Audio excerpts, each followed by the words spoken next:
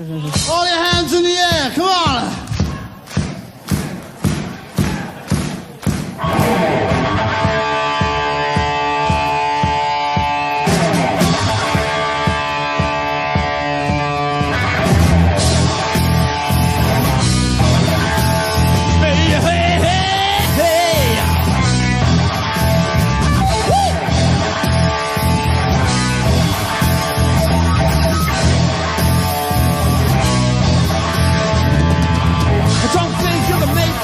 Don't think you wanna try.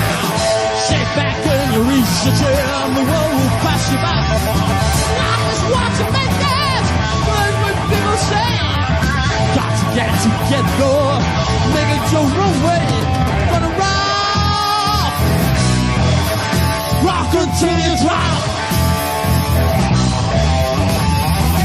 Gonna rock until you drop.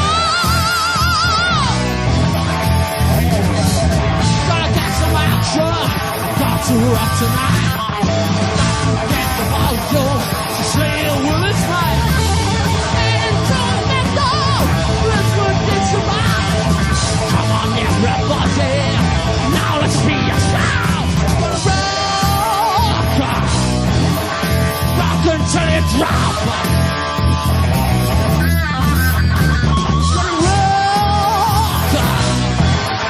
Rock until it drop.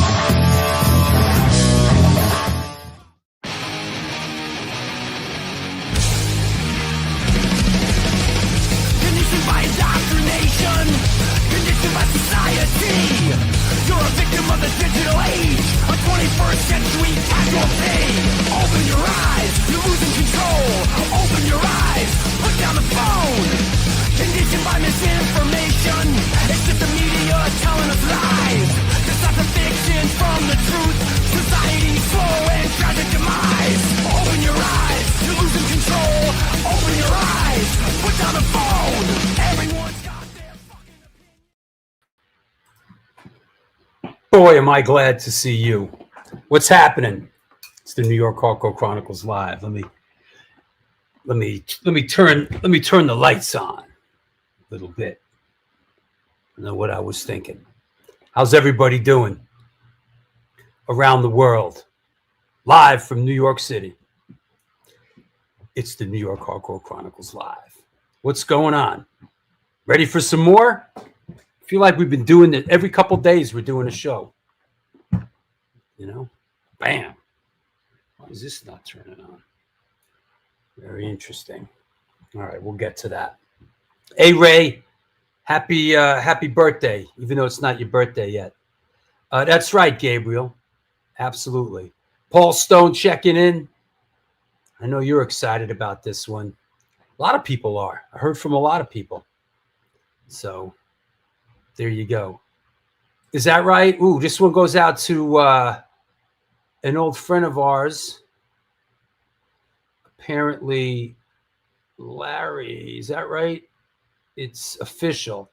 Wayne from the FUs. Wayne Mastry, old friend of ours from the early first wave of American hardcore scene, passed away. So Wayne from the FUs. Rest in peace. That said, let me bring on. Here's a little intro for my co-host today. Our co-host today is a longtime journalist, author, and musician. As a drummer, he has played in dozens of bands, including The Undead, Pigface, Broken Heroes, and his current project, Rise, Reign, Revolt. He got his start in the music business as a promoter for the Misfits. And as an author, he has written several books, including one that's featured in the Rock and Roll Hall of Fame, Library and Archives. Please welcome, joining us from the Live Free or Die state of New Hampshire, my friend and yours, Joe Augustin. Hey. Hey, how's it going, everybody? Hey, Drew. How's the weather up there? It's snowing, but it's not like ridiculous, but it's just been like a steady stream of slush and typical winter New England nonsense. So I'm very happy to be here indoors. I've got the heat on. I've got some hot chocolate over there. So I'm good, man. Okay. All set. Good. Speaking of good, there has to be a balance in this world. So representing evil, there he is, Stephen Mazzini. Hail. Hey, hail. Yeah. What's going on? Oh, not too much. I'm sitting out in the rain. Yeah. So I've been really looking forward to this one, though. Yeah.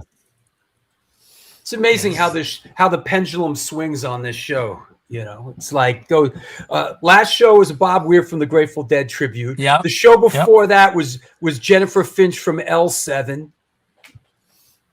Next week we got ABBA. Yeah. Really cover a lot of bases. Stephen, you sent a photo. I'm wondering if anybody out there, kind of an old school photo of the day. Where am I? Hold on, I'm sorry.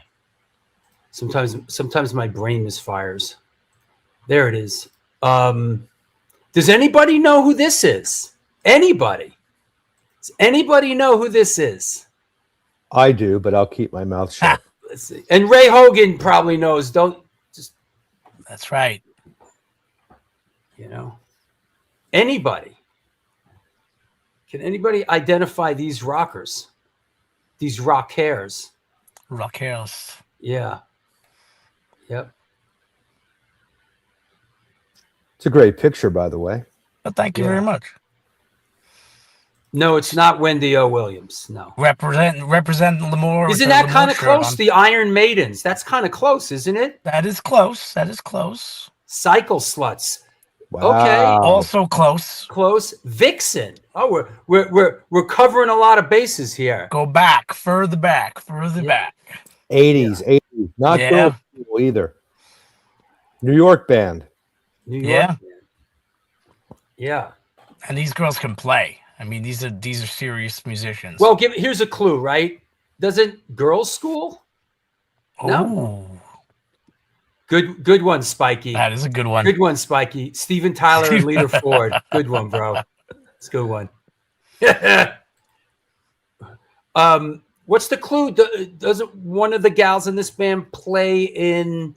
Is it Judas Priestess or Led Zeppelin? Judas Priestess. Judas Priestess. Is that the woman on the right? Isn't Judas Priestess? Correct. I see. She's even got the KK Downing hair going. Right.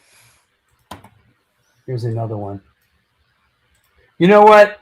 This sort of gives it away. Yeah. So feel free if anybody could take a guess at it. No, it's not Bitch either. And it's not PMS. Anybody. Come on. Ray, why don't you chime in if you know? I got a good hint. Shayna? Shania. Three of the women in this band are married to three musicians in another band that a lot of people would definitely know. You know, everybody's... Come on, New York people. I'm right. New York I'm metal worried. people too. You know, you could read half the band's name on the on the scrim, you dummies. I went deep. Come on. Clearly, It's it's E-Reek. For Christ's sake, it's not Vixen. That's the long spelling. All right. Okay. Let's give it up. Go ahead, Steven. This Tell is a us band called Mean Streak. They've been around since the 80s. All girls, classic traditional heavy metal. And 3 of the women in this band are married to 3 of the members of Dream Theater, another great Long Island band as well. There we go. Mike Barrett had it. Now wait. I guess there's a little bit of a lag. Right. LA Guns, close. But yeah, they still going. They just put an EP out early last year, I believe. And these pictures were taken out at the Patchogue Theater a few years back. In fact, they were opening. They were opening for John Petrucci and Mike Portnoy that night. So, and here's a testament to their OG-ness. Here's a L'Amour ad. Oh yeah, look at that. Looks like they were opening for Manowar back in the day. Man. Yes. That's got to be tough, opening for Manowar. That's right. I think I'd almost rather open for Slayer than Manowar, you know? Look at the bottom. Zodiac, Mind Warp, Law and Order, and Warrior Soul. Wow, that dates it. I might have been at that show, actually. I actually loved Zodiac, Mind Warp. And TT Quick, he is now singing in Accept for many years, Mark Tonillo. Right. Yeah. Yo, out of all those, looking at this, if I could go back in the time machine, there's a lot of great. I'd probably want to see TT Quick back then. They were so fantastic. Good. Yeah. And let me tell you, Kicks was always great live. Well, L'Amour, yeah, for sure. Yeah. Now everybody's chiming in. All of a sudden, everybody. Wait a second. Now all of a sudden, everybody seems to know personally everyone in this band.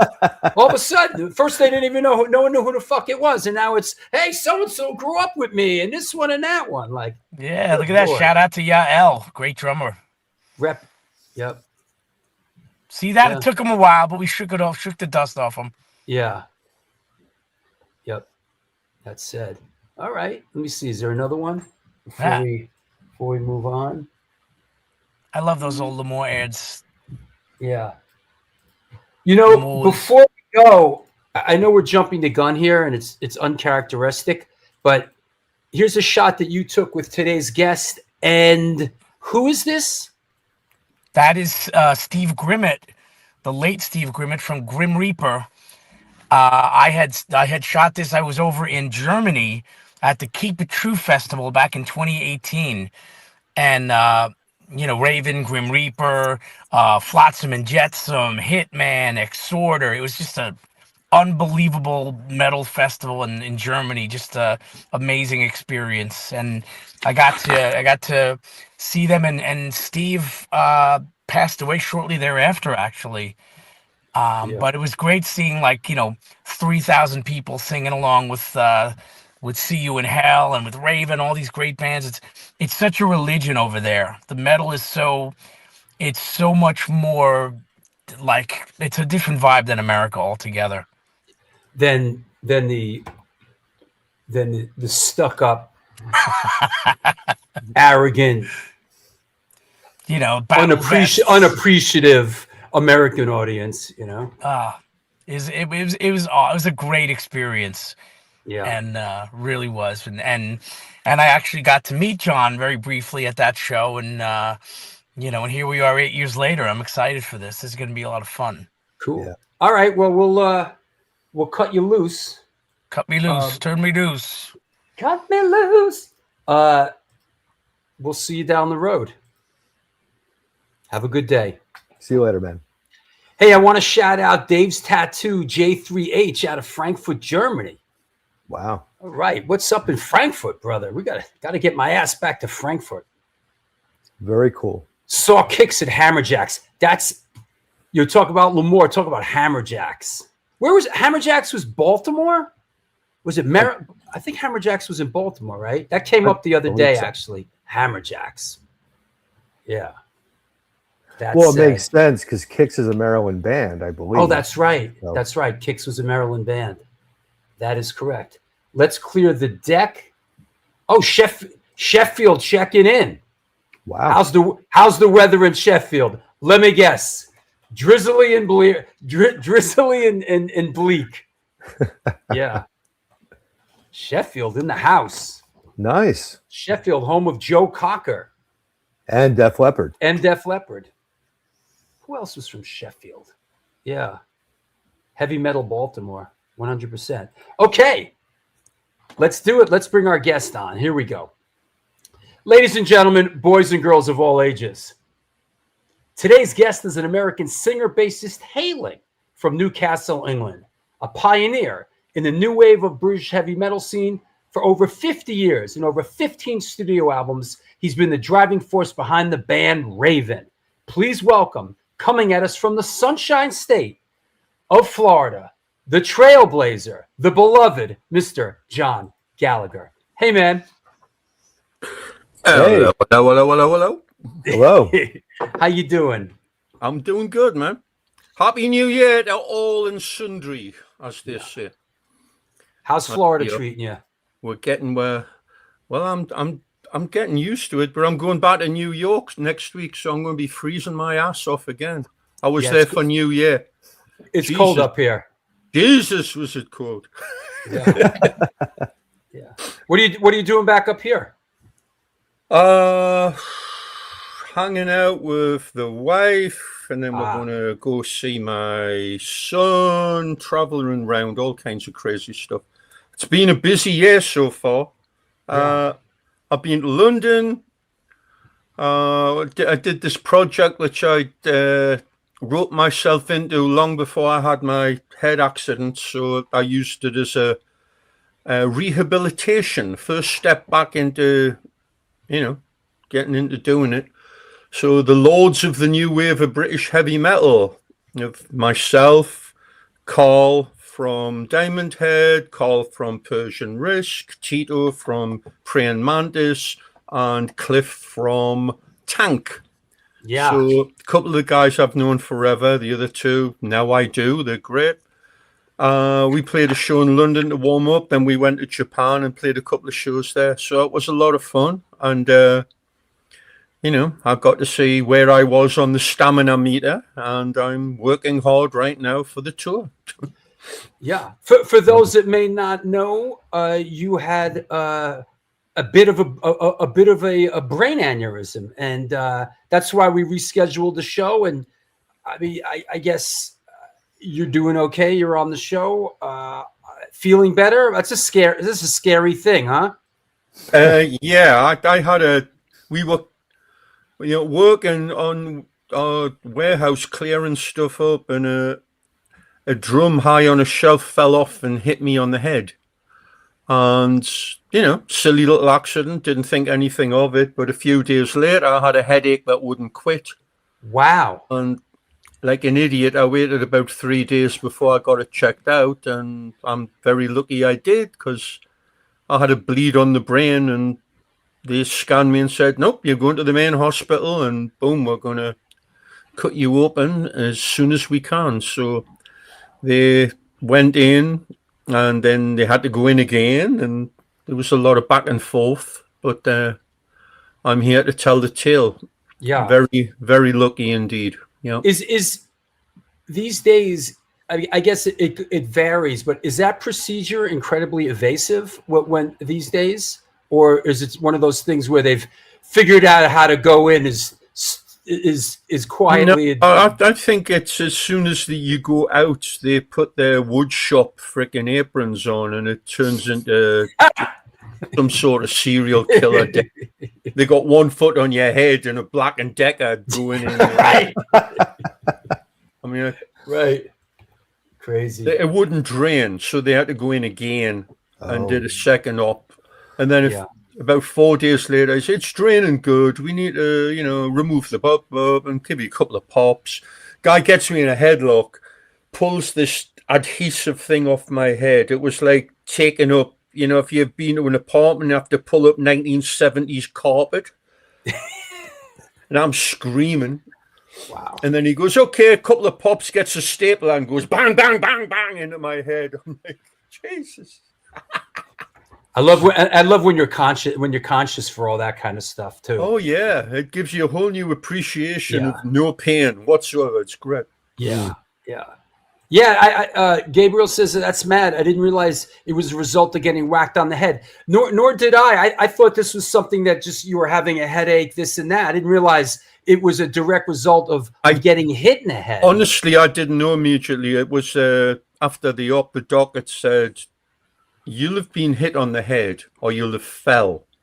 This is how this has been caused. And me and Mark were discussing it, and he just said, you got hit on the head by a drum that fell that day. Wow. I'm like, really? Oh, yeah, I guess I did. It was just, like stubbing your toe, whatever, Sure. Just a dumb thing that happened. Sure. So, Okay. So 2025 was our medical gap year. Yeah. We played one show. Mark had his ankle done. I had this done, and then he had a knee replacement. So we're all ready to go.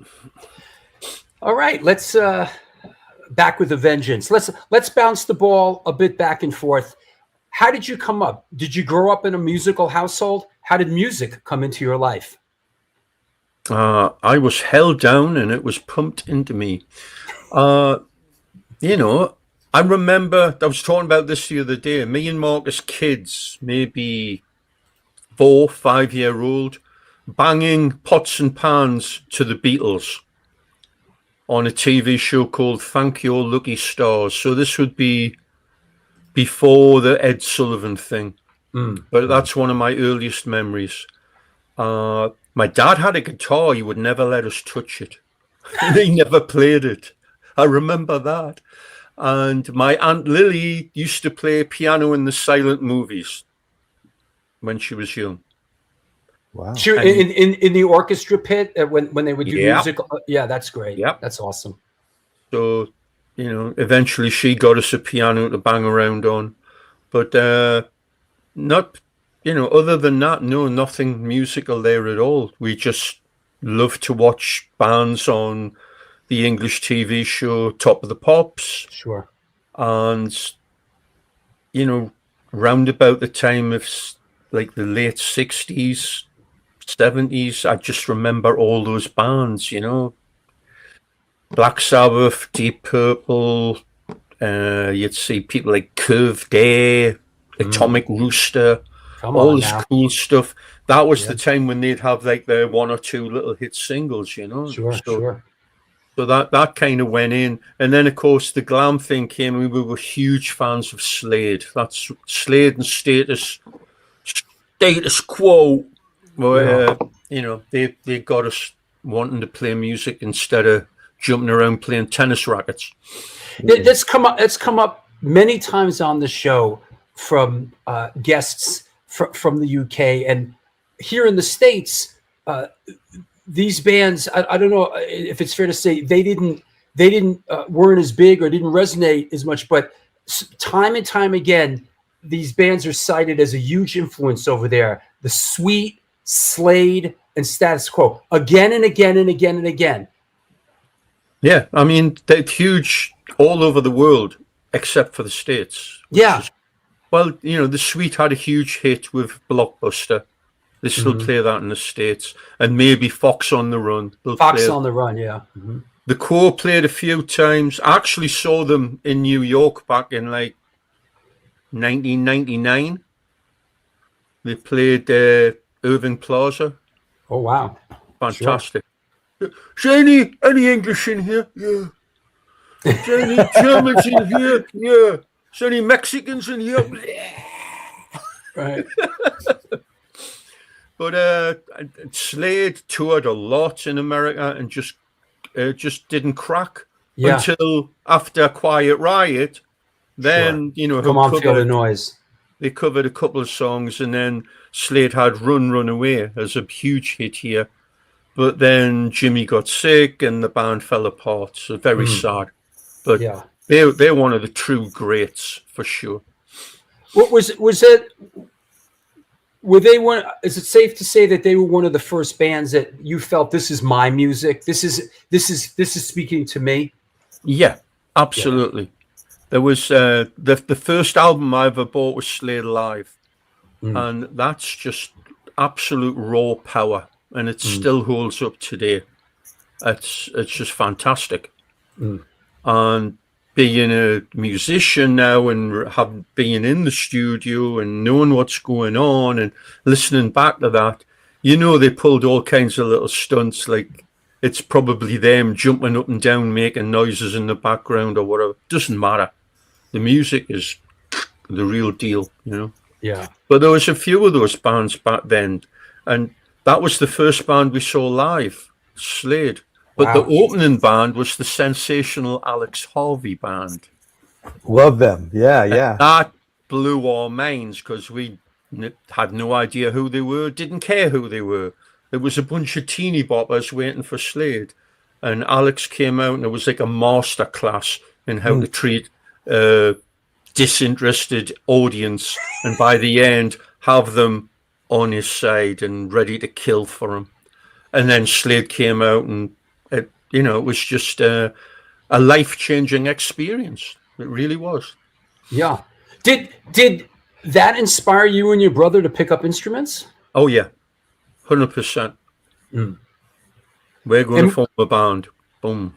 And why did you gravitate to bass and your brother to guitar? Like, was that part of the game plan, or it really was. I mean, we had one guitar we used to fight over, and I'd play guitar, but I'd also tune it down and try to play along with, Free or Uriah Heep or whatever. And we bugged our parents, and finally, it'd be Christmas 1974, we got cheap electrics. And, we blue collar family, we didn't have any money. And my parents could see there was a huge rabbit hole involved with buying musical equipment for a band. They just said, you're on your own from here on out. So we used to do things like go down, there was a very steep roads down to the river, and they were getting rid of all the houses. You'd find like old radiograms, with a record player, and they had a tube amp in. You could pull it out, and if you didn't get too many shocks, you could figure out where you could take a guitar cord and wire it up and play through that. We used to do all kinds of crazy shit like that. Yeah, that's youth, the power of youth. Yeah, Joel. The power of ignorance. Yeah, right. and it wasn't like America. I mean, everyone I talked to here, the Beatles hit, and there was a band on every street corner, and that went on all through 60s, 70s, 80s. We didn't know anybody who was in a band. Wow. The guy that started the band with us, Paul, his sister was in a band for a while, and she had a drum kit. So we used to borrow the drum kit and make a god-awful noise, taking turns playing it, But we learned the hard way. We learned just from listening and watching what we saw on TV. Yeah, that makes sense. And going to shows. You'd go to shows, that was your education. You'd watch, what are they playing through? What are they doing? How's he doing this? I love this song. How does he play it? Right. And then you'd watch their attitude and how they handle the audience, and why this is such a good experience and why this other band suck. Why do they suck? Why do they not connect? And you could tell who was real and who was fake, and who was into it and who was out of their mind on drugs or drink or whatever, And you just took it all in. Yes, Heg says necessity is the mother of invention. Yeah, it is. That's too true. Too true. Paul Stone asks, did John hang out outside? Is that Wando's in Newcastle to stare at the gear there? Yes, I did. Is that a music store? I bought my first Fender Precision bass there. Wow. It's unfortunately it closed last year, I think. Oh, wow. An institution, it was open for, God knows, 100 years or something. In a beautiful, beautiful arcade, like a kind of Art Deco-y type of place. Really, really sweet looking place. And yeah, there was a couple of. We used to go Saturday, you go to all the music stores. There was like 4 or 5, and you'd plonk yourself against the window looking at stuff. We used to have here in Manhattan, 48th Street. They had 48, and I grew up on Manhattan. So, as a young teenager in my first band, we would go and just wander up and down 48th Street, staring into the windows. We go into Manny's, and that was a big deal. Manny's. Jimi Hendrix went to Manny's. I was up there 2 weeks ago and took a look and wept. Yeah, it's all long gone. It's all gone. It's all. But gone. yeah, Manny's had all the signed, like the promo photos from just about anyone you could ever imagine. Yep. And they also had a strange policy. 82. We're in there and we want wireless systems. We're in America. I want a wireless system. You couldn't get them in England at all. So we're all worried we're going to get locked up when we get our wireless systems and bring them back to England and all this. But go to Manny's and the guy's like, "Hi, how can I help you?" I so I want to check out this wireless system. Are you going to buy it? I'm like, I don't know till I try it. He says, well, I can't let you try it unless you're going to buy it.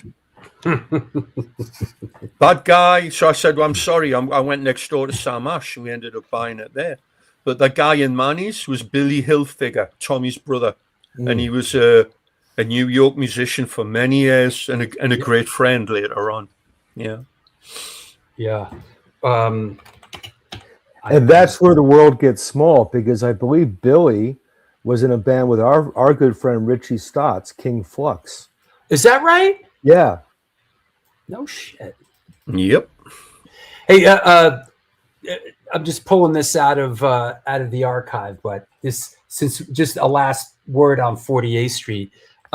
This was across the street from Manny's, and this was, of course, We Buy Guitars, which we would you just go and just stare in the window of We Buy Guitars. That photo says it all. Yeah, I think what's his name? Danny Spitz worked there for a while. And We Buy. I bought a Hamer 8-string bass there, which got stolen. I'm still looking for it, like 20 years later. Yep. Yeah. Yep. So, how did Raven come together? Was it your first band? Oh yeah. How did it come together? I was sitting playing guitar, and my brother came up with our friend down the street, Paul Bowden. He said, "Right, we're going to form a band, and you're going to play the bass." I'm like, "Okay, what do we do now?" "I don't know. We need to get some guitars. We need to learn how to play." So we didn't know jack, and we had people at school going, "You can't form a band. Who's going to let you do that? You need to go before the 12 judges," and all this other bull, because nobody knew nothing. But that's how it happened. And we got a kid down the street, another street, to play drums. We played the first show December 1975 at our high school. Played like 4 or 5 originals and a bunch of cover tunes. And at the end, threw our guitars all over the place and made god-awful noises. And the teachers that were chaperoning the show freaked out. What did you play? Do you remember covers? Yeah, we'd play Roll Over, Lay Down by The Quo. We'd play Stealin' by Uriah Heep. Nice. Now I'm Here by Queen. Jeez. Wow. Well, you stuff like that. I can't remember all of them, but stuff like that, yeah. I mean, you must have been fairly proficient right out of the gate to sort those songs out and be able to play them. Barely. Yeah. Joel, Joel, it's interesting. It's funny. I mean, I've got old tapes from way back then. They sound like transmissions from Venus, but you could tell what the songs were. We were, the solos were a little wayward for sure, but and the singing, but we were there. Right on. Joel? Yeah, well, I mean, you guys were out and about playing before, punk became punk, and certainly before the new wave of British heavy metal. And I know from talking with you in the past, one of the bands Raven played with in the mid 70s was actually one of my favorite groups, the Stranglers. And I know there's a funny story. Didn't you actually help Hugh tune his guitar or stay in pitch or something like that backstage? Yeah, that's the whole thing's hilarious. There's a lad called George Shaw who got a PA for us to play this. This is how bad it was back then. The Stranglers wouldn't let us play through their PA, and this happened a few times. It's just so we had to get columns, and we're carrying these columns upstairs, and they're like, like a 4x12 column, and it weighs like 400 pounds. It's like, what the hell's in here? And George goes, lead lined. It's like, what, you maniac? So anyway, we it's the Stranglers, the whole, you hear about this punk thing. So this was like 76, right on the cusp. And they're ready to go on. And Hugh Cornwell comes up and goes, anyone got perfect pitch? I'm like, yeah. He goes, give me an A. So I'm like, and he goes, and he walks straight on, and they go, da, da, da, da, straight off. It's like, and he's playing with a keyboard player. That's, what's his name? Green. Oh, Dave Greenfield. Dave Green. He's fantastic. I mean, fantastic band. And they were complete carpetbaggers. That's a few bands were just like, oh yeah, we're punks, Right. But they were that great blend of snarling aggression, but they had musical chops as well. So it was great. Yeah, I met Dave Greenfield many years later, about 2010. They played Boston, and a lovely guy. Shame he passed on in 2020. But those guys, I think, are still going. I mean, they're still going. Yeah, they're still going. Yeah, it's just Brunel now and different guys, but they just toured the UK just a few months ago. Yeah, and you guys played with the Motors too back then, right? Yeah, that was a band that a few months later they had a big hit, and again there was like a pub rock circuit in London. Like Dux Deluxe, Brinsley, Schwartz, and it was what was the other one with the Wilco Dr. Feelgood. Dr. Feelgood. Yeah, that type of stuff. It was hard edged. It wasn't really punk, and then you had stuff that was almost punk, like the Heavy Metal Kids. And there was a hell of a scene there. Most of that I only knew from reading the papers, like the music papers that came out every week, like Sounds or New Musical Express or whatever. Sure. But the Motors, and they were another one that wouldn't let us play through the PA. Why wouldn't you let someone play through your PA? What are you gonna do what are you gonna do? Fuck up someone's PA? They were complete assholes. Yeah, there you go. Other than I can understand. I don't want you playing my drums or playing out of my guitar head, but PA, who gives a shit? No, it's ridiculous. It's just basically the soundman's like, oh, that was the number. You're right, dancing the night away. Yeah, dancing the night away. Yep. So we go on. Thank you, Pat. A bunch of snotty kids, and we're playing half covers, half originals, and we basically wiped the floor with them. It was ridiculous, and we were laughing, going, "Why are we going down so well?" And when they went on, nobody cared. It was so weird. Yeah. But that was the first time. That was a big night for us because it was the first time we played the Newcastle Mayfair, and there was only 2 big venues in Newcastle. I say big, but that was England at the time. 2,000, 2,500 seat. That type of thing. Yeah, but that was huge for us doing that. So you started to play this circuit and get out there. Did you get outside Newcastle and start making road not trips? really. I mean, that wasn't a circuit. That was just playing the Mayfair, which we ended up playing many times, either opening or gradually headlining. We played the working men's club. So initially, we played the pubs in Newcastle and Gateshead. And then we moved further afield. We started playing the working men's clubs, which were mainly south of Newcastle and pretty much all the way down to Middlesbrough. So you're talking like a 50, 60 mile radius. That's all it was. But it was, you'd play 2 sets, maybe 3 sets. Right. And you'd make 20, 30 quid. We'd have to rent someone with a van to take us there, do the gig, come back, and build up a following over the 4 or 5 years we'd do that, And all this was you were woodshedding basically for a couple years leading up to connecting with Neat and getting the 7-inch out, right? Yeah. Yeah. And just to jump into where we were, you might have seen that Metalworks video of Judas Priest that shows him at Easington Colliery Social Club. That's one of the places we used to play. So they played that circuit and moved on. And then Saxon, when they were called Son of a Bitch, played that circuit and moved on. And then we and a few others did it too. But yeah, we were playing, we went through some lineup changes. The guy who started the band with us quit.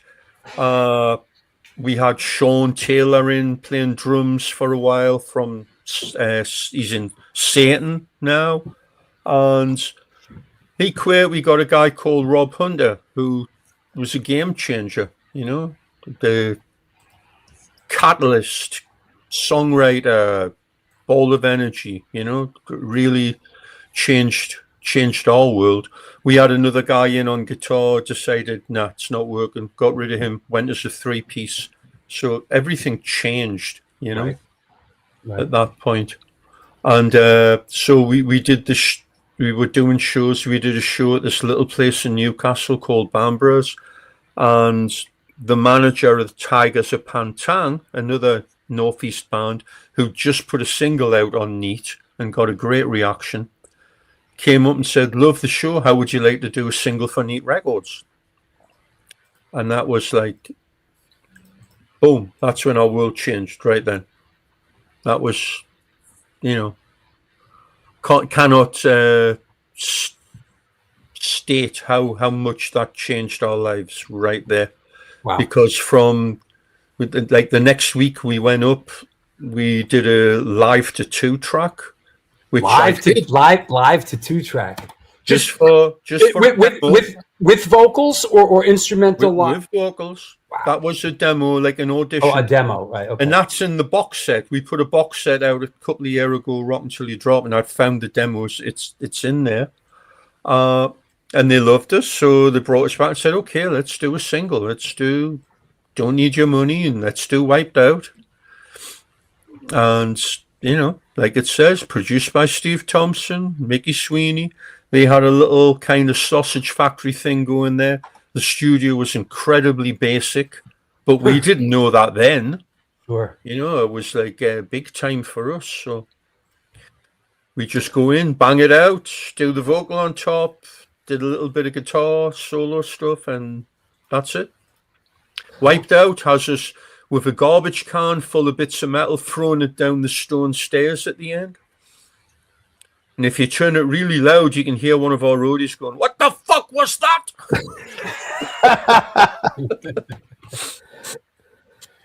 I had a quick question. I noticed on the Please. back of that sleeve, obviously the term athletic rock comes up.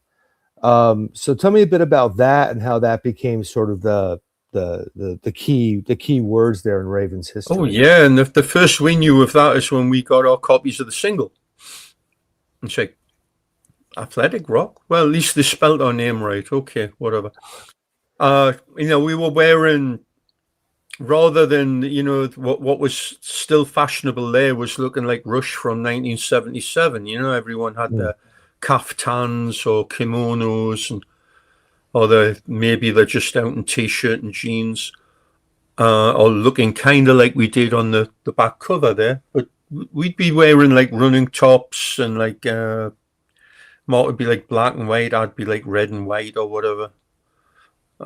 Maybe we were trying to get both both football teams to support us. I don't know.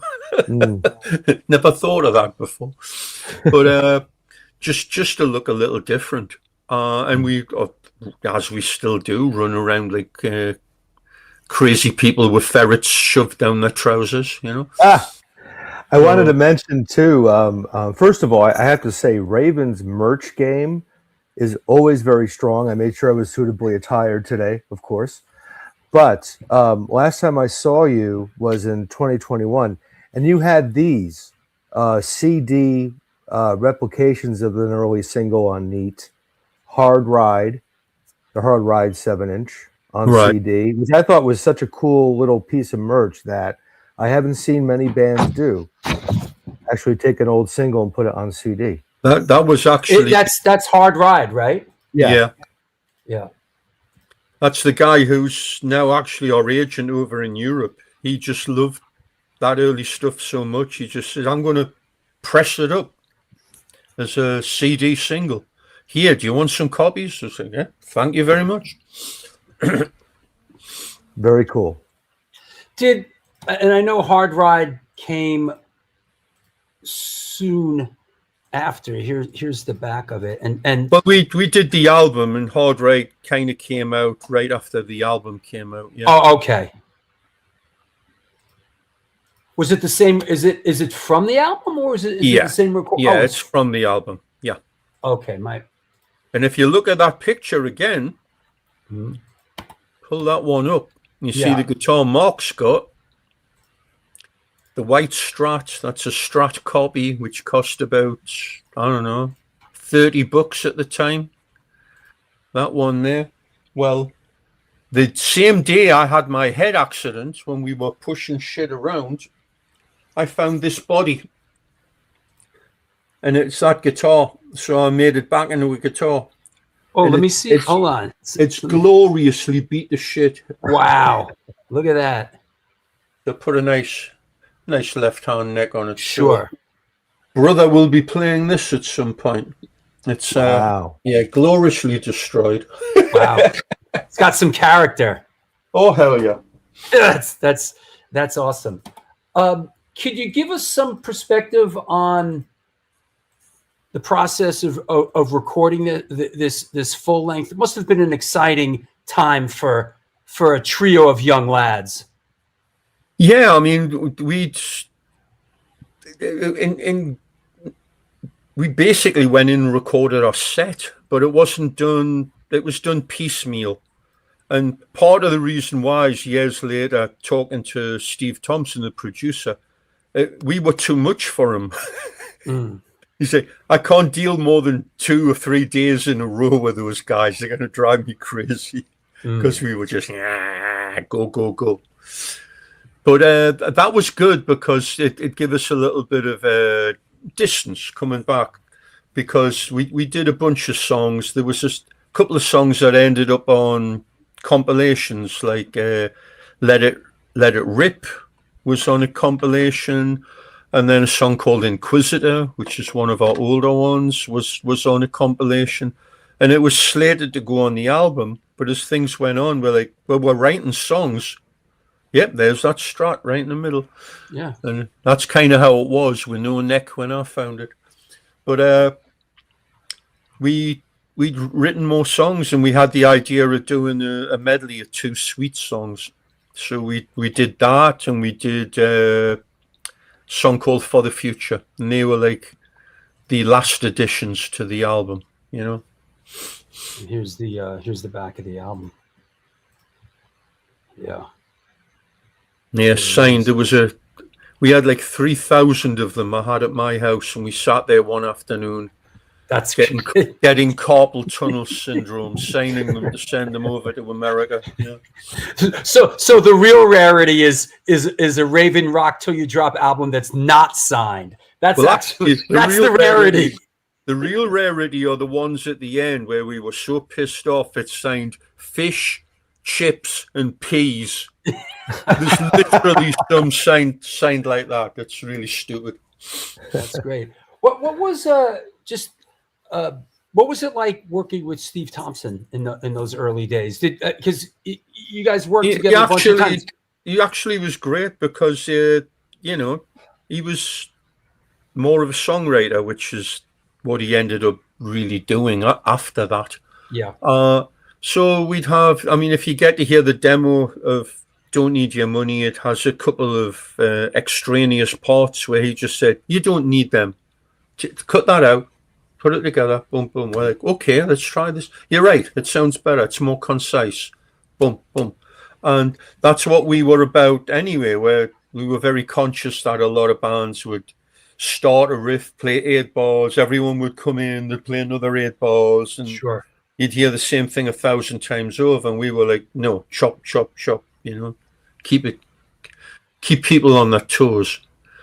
And He was a real producer. Our whole thing has always been have a traditional song structure, but then throw some spanners in the works and some surprises in, you know, to keep it interesting. Because if it's all surprises, then it turns into jazz fusion, you know, it's too much. And if it's just traditional straight, it's too boring. So you mix it up, you know. Absolutely. Around that time, you started to get out a little bit and played with Blizzard of Oz, Motorhead, Whitesnake, Iron Maiden, right? When did the term new wave of British heavy metal come about? Was that later on, or were you living in the middle of that? We were living in the middle of it. That was like probably mid to late 1979. There was a music paper called Sounds. Yeah. And most of the people from Sounds that loved heavy metal gravitated into the new magazine Kerrang. Okay. So you had Jeff Barton and Dante Benuto and a few other people started Kerrang. But it was I think the editor of Sounds, a guy called Alan Lewis, who coined the term new wave of British heavy metal. And there was a review of a gig with like Iron Maiden and maybe Angel Witch and Samson. I'm not sure who the other 2 bands were. Sure. But it was just like, you know, hey, these. And of course, those bands, like us, had been toiling away learning the craft for years. It wasn't like it just appeared out of nowhere. Mm-hmm. But like those other bands, most of us weren't too keen on punk. We liked our heavy bands. We liked our Rory Gallaghers and Judas Priests and UFOs and all the rest of it. And that's the music we wanted to play. So we did our own version of it. But all those bands sounded absolutely, totally different from each other. So the new wave of British heavy metal is an era. It's not a sound at all. Because Iron Maiden doesn't sound like Raven, doesn't sound like Samson, doesn't sound like Angel Witch, doesn't sound like Praying Mantis, doesn't sound like Venom or Def Leppard. They're all totally different, or Saxon, but they all had energy and, you know, kind of a do-it-yourself, get out there and make it happen kind of attitude, you know. Was there a band that you were kindred spirits with? Or was there like a brother band? Or was Raven? Was there one band that Raven, or 2 that you guys were very close with, that you played with a lot, that you really felt akin to? Not really. I mean, there was because I mean there was a band like Fist, from Newcastle, who were a great band. They were a little older than us. Just a few years, and you know how it's like back then. A few years, there's a big difference. Sure. So we had respect for them, and we were friendly with basically all the bands there. You know, the Tigers, or even Venom. We were, you know, we'd get on. You'd see them in the Mayfair or in the pub we all went to, which at the time was called the Jubilee. Been going there most of my bloody life at this point. But not really in it. There was a lot of, on my part at least, I kind of shut a lot of that stuff out because I was more concentrating on what we were doing. Yeah. It's only relatively recently I can go back and listen to some of the music back then and go, oh, wow, these guys were pretty cool. I didn't want to hear it. You'd hear most of like the Iron Maiden and go, okay, I get that. I get this. Sure. But I wasn't buying all the records and checking them all out. It's just what you would hear on one of the rock shows, you know. Yeah, Yes. Blitzkrieg 2, absolutely. Avenger. Was there anybody? Loads of bands. There was loads of bands from the Northeast. Was there anybody that you thought back then that was just fantastic that maybe in the end didn't get their just desserts or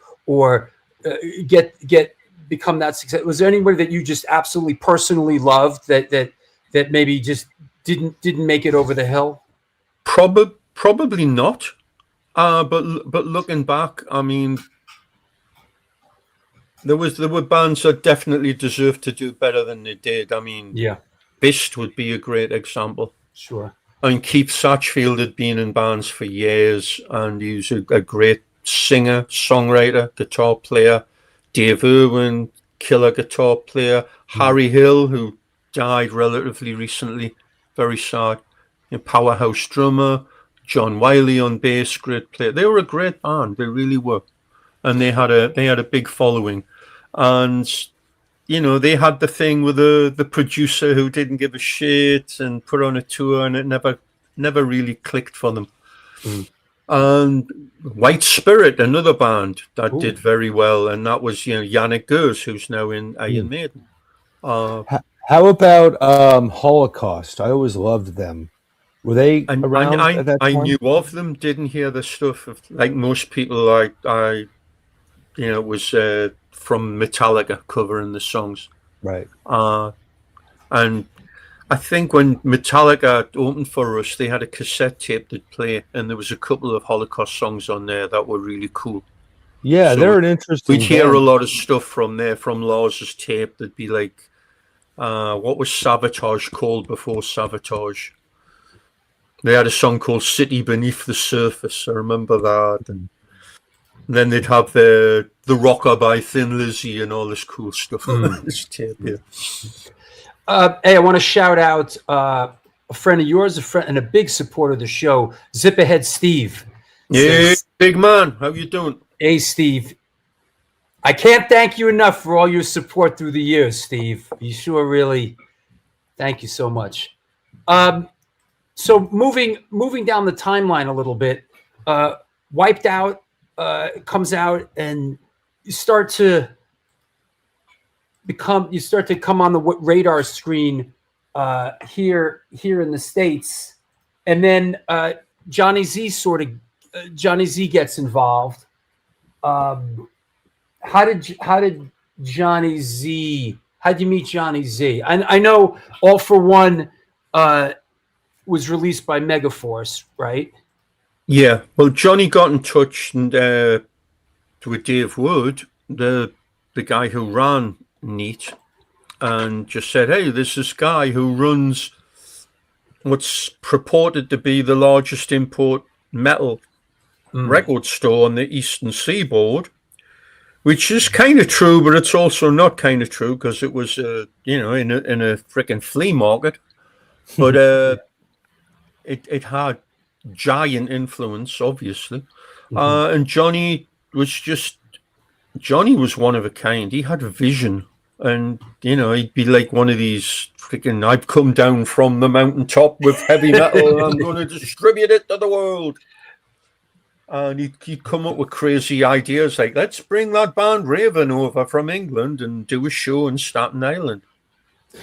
So was it Halloween Headbangers Ball? So what was it, October 31st, 1982 at the St. George's Theatre, Staten Island.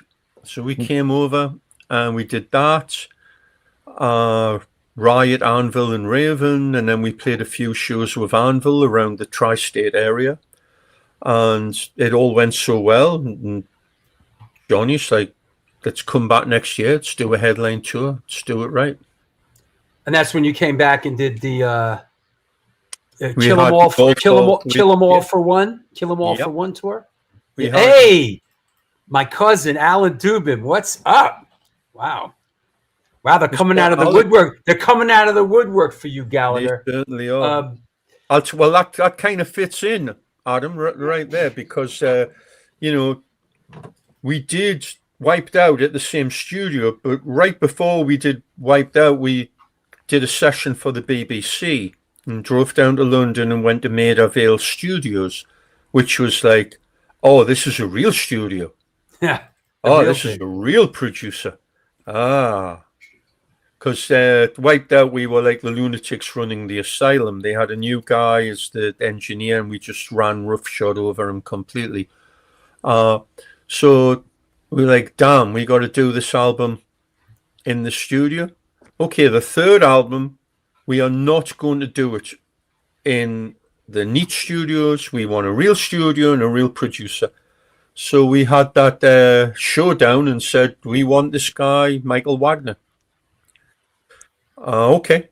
Michael's working as a partnership with Udo, the singer from Accept. We're like, brilliant, bring him in. So working with Udo could barely speak English. And one of my best memories is Udo drunk with a bottle of Courvoisier on the floor, singing the Scorpions. I wake up in the morning and the sun begins to shine. Yeah, brilliant. Fantastic. Yeah. And All For One gets released, and Johnny puts it out through Megga Force in the States, and you guys come in and do the 31 date Kill 'Em All for One tour with some band we've never heard of. That's right. We got a cassette tape, and it was like, you know, what's Johnny saying? I've got the biggest band in San Francisco to open for you. We're like, nah, because I could name 5 or 6 huge bands from San Francisco who were not going to be opening for us. He goes, Metallica. We're like, who? I'll send you a cassette tape. So I put the cassette tape in. I'm looking, going, is this at the right speed? Because it was like somebody put Motorhead on a, you know, like on 45 when it was an album, you know. And I thought, oh, these guys sound great. This will work. And, you know, we all met at Johnny Z's. We all hung out. They destroyed the place. And I think we rehearsed. I don't know where we rehearsed, actually, for like a day, which was pointless. And then, boom, we were out on the road. Yeah. There you go. A couple. That was the first date, Royal Manor. Yeah. That's I remember New Jersey. everyone being pissed off at the that's bar That's New Jersey, right? Yeah. Yeah. Bar owner wouldn't give anyone drinks, so there was a human chain of people lying on the floor as they robbed all the liquor and passed it all the way down out of the halls.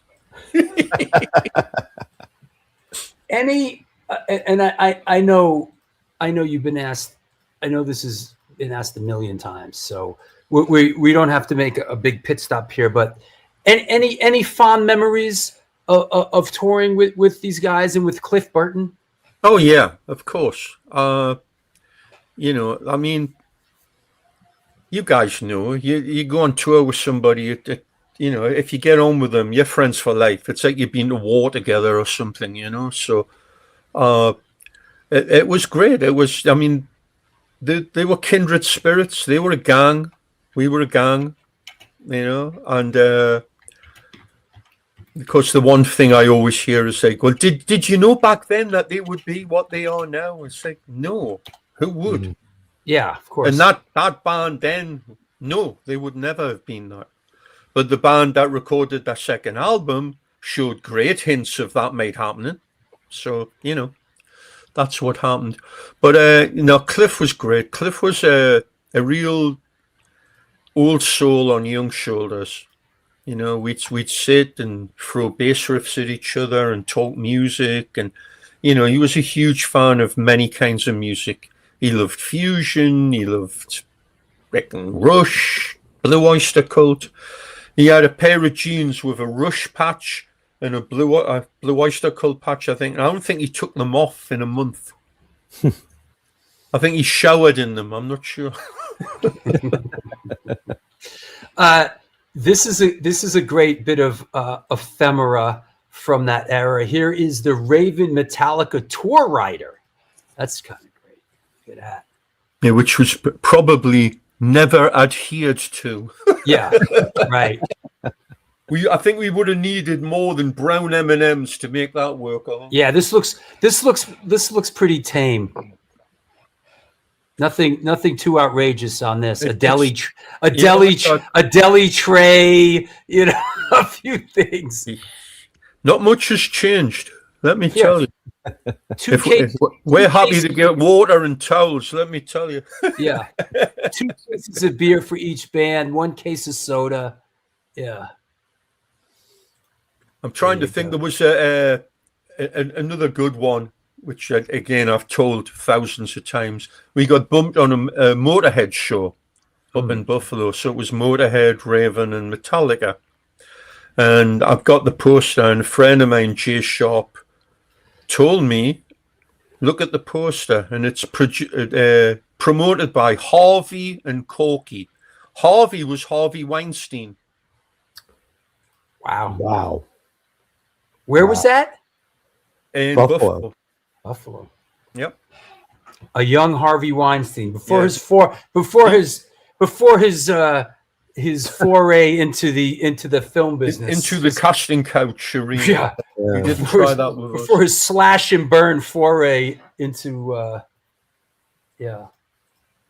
and into the penal system. Yeah, I just saw him come up on the news the other day, and he's this handsome crew. Yeah, the handsomely airbrushed. Yeah, is that right? we could never put makeup on that good. That's for damn sure. Right. And if you look at Rob, he's got Wacko, basically typed on his helmet because it wasn't on. I did notice so that. Fake, so fake. I did notice that. Yeah. Here you go. We all look like we need a good sandwich or two. I know that. Yeah. Yeah. This isn't the real light. Is this just fantasy? Is this this isn't the same tour, right? The Roseland show was no, that was 84, right? And that was the big show the next year. That was the big show at Roseland, yeah. The big show. And you got those 3 bands, all unsigned, playing in Manhattan to whatever, 3,500 people, what have you. So that made a lot of noise because nobody was doing that. Yeah. And of course, there was record companies come in and signed all 3 bands. Right. $12. We ended up with Atlantic, yeah. $12 at the old Roseland. And of course that led eventually to you signing with Atlantic Records. So let me take a sponsor break, a couple minutes. You have a couple minutes. Everybody go shake it out. Let me do a sponsor break, and we'll come back and we'll talk about signing with Atlantic, and we'll continue on we'll continue. How about some outro music?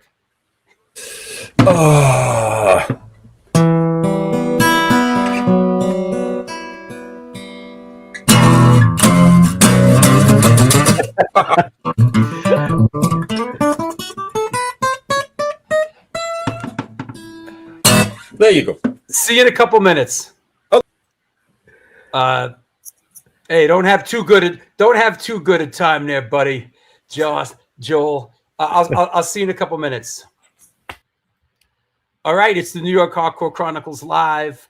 Guest today's John Gallagher from Raven. Hey, we're doing some good work here, gang. I hope you're enjoying it. I think you are. Let's do some sponsor stuff. Good to see you, Zip Ahead Steve, everybody else, Hegs, and the whole gang out there today. We'll see you in a minute.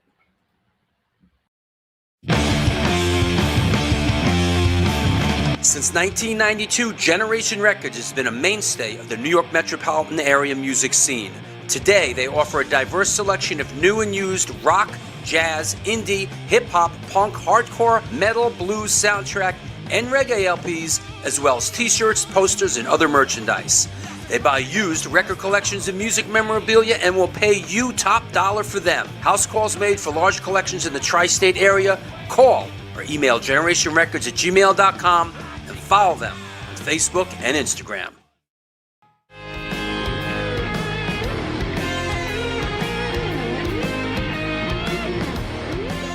Will that be cash or in debt? Do you mean debit? Yes.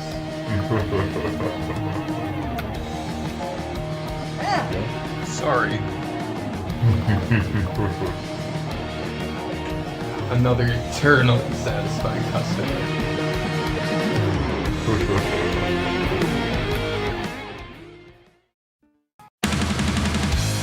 Yo, what's happening? I'm out here at one of our all-ages Sunday matinees on the Bowery. I hope that you are enjoying today's show. I just want to let you know that the New York Hardcore Chronicles Live needs your support. Please step up. There is a Patreon page that has a lot of unique program. Shows are announced there first. Lots of good stuff. There's a PayPal address right there on the screen if you want to make a contribution. There's also a super chat function. You could do that, but the bottom line is this show exists because of your support. We're going to be doing it for a long, long time. Thank you for all your support through the years. Back to the show.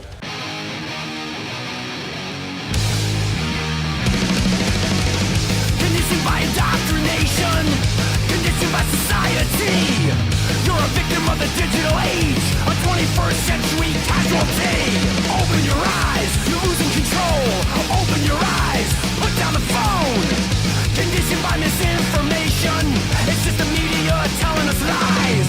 Decipher fiction from the truth, society's slow and tragic demise.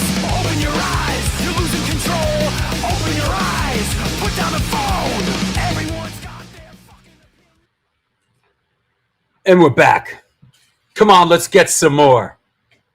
It's the New York Hardcore Chronicles Live. Our guest today is John Gallagher from Raven, co-hosted by our good friend and cohort, Joel Gostin. Hey, I want to mention some upcoming shows. This Wednesday, man, I'm banging them out. I haven't banged out this many shows in a couple of years. Seriously. It's been like Sunday, Wednesday. And then this Wednesday, Rob Castoria, some home cooking, Queens guy will be on the show, plays in Scarhead, Metal Storm. He's toured as a touring guitarist with Agnostic Front and Wisdom in the Chains. He guitar techs for Life of Agony, Biohazard, and believe it or not, Vanilla Fudge. So lots to talk about with Big Rob Castoria. That's this Wednesday. Howard Wolfing's on a week from Wednesday to talk about his book, Discords and Descends. Pepper Keenan from Corrosion of Conformity and Down, coming up on Sunday, February 8th, co-hosted by Lori Dawn. Steve Berlin from Los Lobos, Wednesday, February 18th. Chris Wren's got a book out, Fenway Punk, How a Boston Indie Label Scored Big on Baseball's Greatest Rivalry. That's Sunday, February 22nd. Wayne from Hatebreed, March 1st. Steve Blush has a book out, When Rock Met Hip Hop. We'll be talking to him. Also, of course, wrote the American Hardcore book. I'm excited about this one. Real New Yorker, just played in Guns N' Roses for 15 years. He's the longest tenured drummer in Guns N' Roses. Great guy, played in Psychedelic Furs. And Frankie Farrar is going to be on Wednesday, March 11th. Another drummer on Sunday, March 22nd, Bill Stevenson from the Descendants, All Black Flag and Flag. And yo, you heard it here first. This is going to be announced tomorrow. D.D. Verney from Overkill will be on Sunday, March 29th. So a lot going down. And then finally, Wednesday, April 15th, Joey from DOA with Scott Crawford, director, and Paul Rackman, some old friends of ours, to talk about Joe's documentary, Something Better Change. Hey, I want to mention a couple of patrons, and thank you for supporting the show. Latest patrons, Mark Borg, Karen H., Mark Lipschutz, and Francis Sawyer. Thank you all for supporting the show on Patreon. There's the link right there. Here's the other link. Listen, if you're enjoying the show and you watch the show, please find it in your heart to support the show. That is why we're still here so many years later, is because of your support. Quite simply. There's also a super chat function that you could you could do during the show. It comes through in color. Ask a question for our guest. Please pick up your communication device and follow the show on Instagram at Stone Films NYC. And if you, God forbid, you were watching the show in rerun and you're not watching it live, there is a subscribe button there. Please subscribe to the Stone Films NYC YouTube page. And right now, give the show a like or a heart or whatever. It helps. It helps with the analytics. So that said, let me clear the deck. Let's bring our co-host back on. You're muted. Did you mute yourself? What did you do? I didn't do anything. It muted itself, which is really weird. You were so excited you muted yourself. That's right. I just wanted to say I really enjoyed your Bob Weir show the other day. That was great. Well, thank you. Yeah, man. You know, somebody said we got a little too into like the negative stuff and like but it was really at ease and it was all in good fun. No, I mean, if you love a band, you know, that much, you're going to focus on everything. You know, that's what makes fandom and appreciation so great is you really live this stuff. I love Kiss, right? Yeah. I can slaughter Kiss for the next 3 hours, and still love them. You know, sure. That makes sense. Let us bring our guest on, Senor, from coming at us from the Sunshine State of Florida, Mr. John Gallagher. Hey. You drinking a lot of orange juice down there? Hell no. Hey, Yorkshire tea. That's what we are. Hey, before we carry on, I wanted to read something. I switched T-shirts on the break because this Raven shirt, I'll show.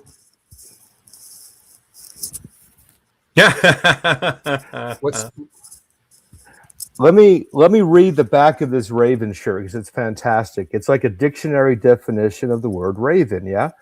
So it has 3 definitions.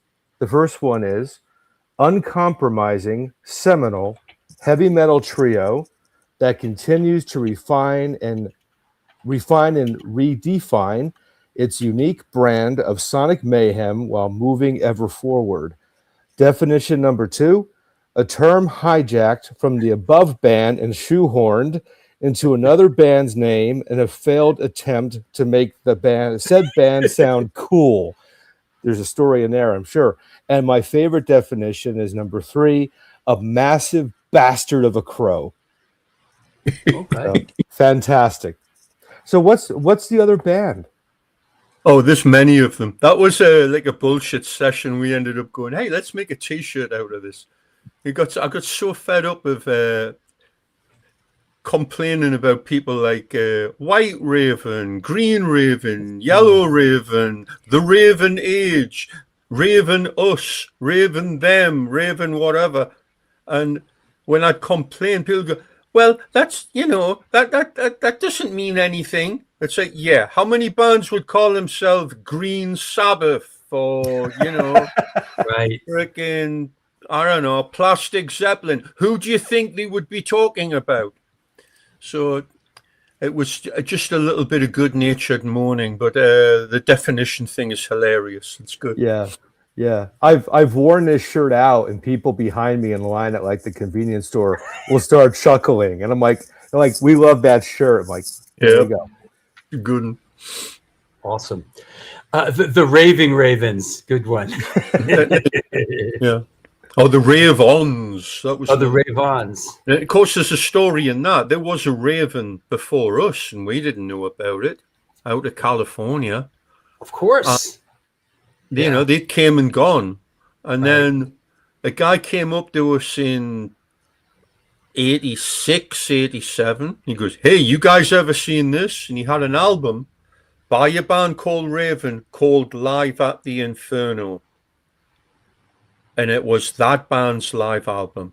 And we were just like, how? How is that possible? Wow. It's like, do you ever hear them? No, I never heard of these guys. And the same title. And of course, Mike, our drummer's like, you know what? We should listen to their songs and re-record them all.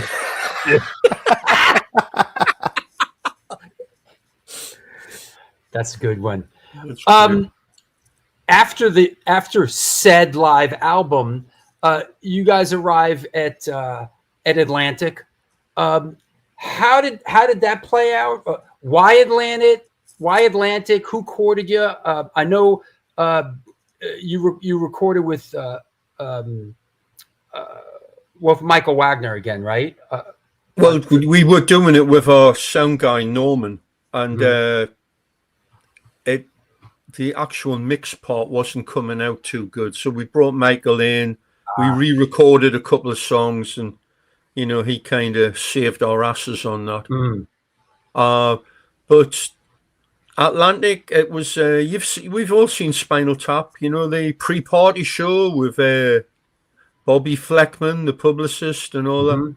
That's not a documentary. That's actual hard, cold fact. Those were the kind of people that we were working with.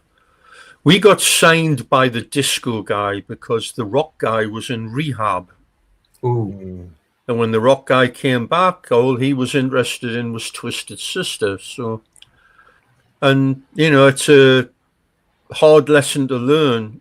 It's you got to have a point man, and your point man has to be there. Yeah.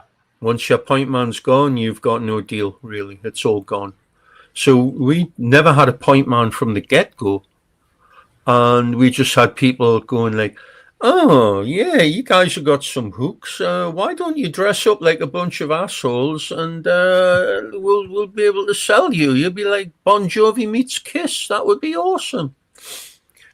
Is that the segue to this? Yeah, absolutely.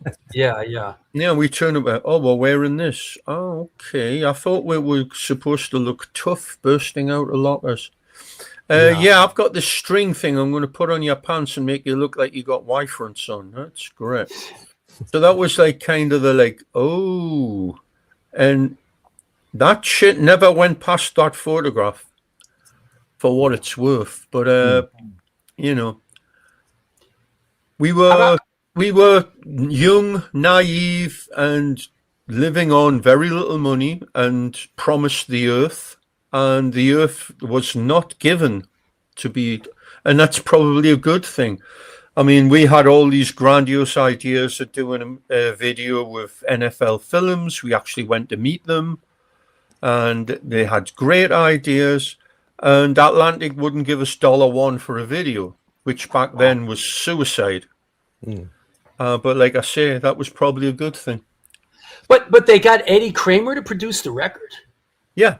Well, we went through, who do you want to, John Z had a recording of him talking to Gene Simmons, which was so funny.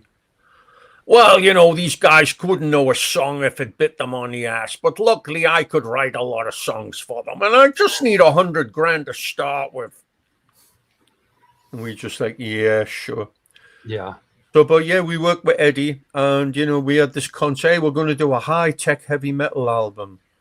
And, we were not that band, and Eddie was not that producer. So it was, yeah, we had the craft to pull it off, but it's, it was kind of doomed from the start. Rob, our drummer, was wanting to play it to a click track, and that sucked all the life out of the push and pull between the drums and the guitar. So it sounds great on a couple of the slow songs like The Pack Is Back or Rock Dogs. And then on the other things, they sound a little more turgid with that. Sonically, yeah, it sounds pretty good. But, a lot of the lyrics are really juvenile and lame. And it's very much of its time, you know. And then you got Judas Priest did Turbo at exactly the same time with exactly the same guitar synthesizer sound and all that stuff. So it was a painful learning process of like, we're going to start doing what we want to do. And to hell if it stands or falls, we'll be happy with it. We're not trusting anyone who's going to tell us X, Y, Z. We'll just move forward on, beating our own drum. And we really need to get off this record company at some point. Now, when you did Stay Hard, those songs were already conceived prior yeah. to Atlantic, right? That's why, by and large, it's a natural successor to All for One. It doesn't sound quite as good because we didn't have Michael in from the get-go. But no, we had those songs. We had a few more songs because initially we were going to just do an album to get off Neat Records. And when Atlantic showed interest, it's like, okay, we did a quick reshuffle. We're going to record these songs instead. And that's what you ended up with the album as it was there, yeah. Yeah. And then there was, the pushing Eddie Kramer to like, make it a little more radio friendly, not so much of those loud guitars. And, we'd do like 5 guitar tracks and, do a couple of cleaner ones. And sometimes they'd be the ones that would show up and stuff like that. That was like, nah, never again.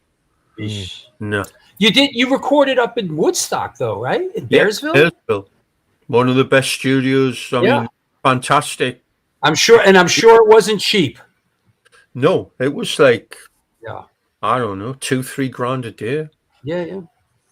With all the bells and whistles, forget it. So,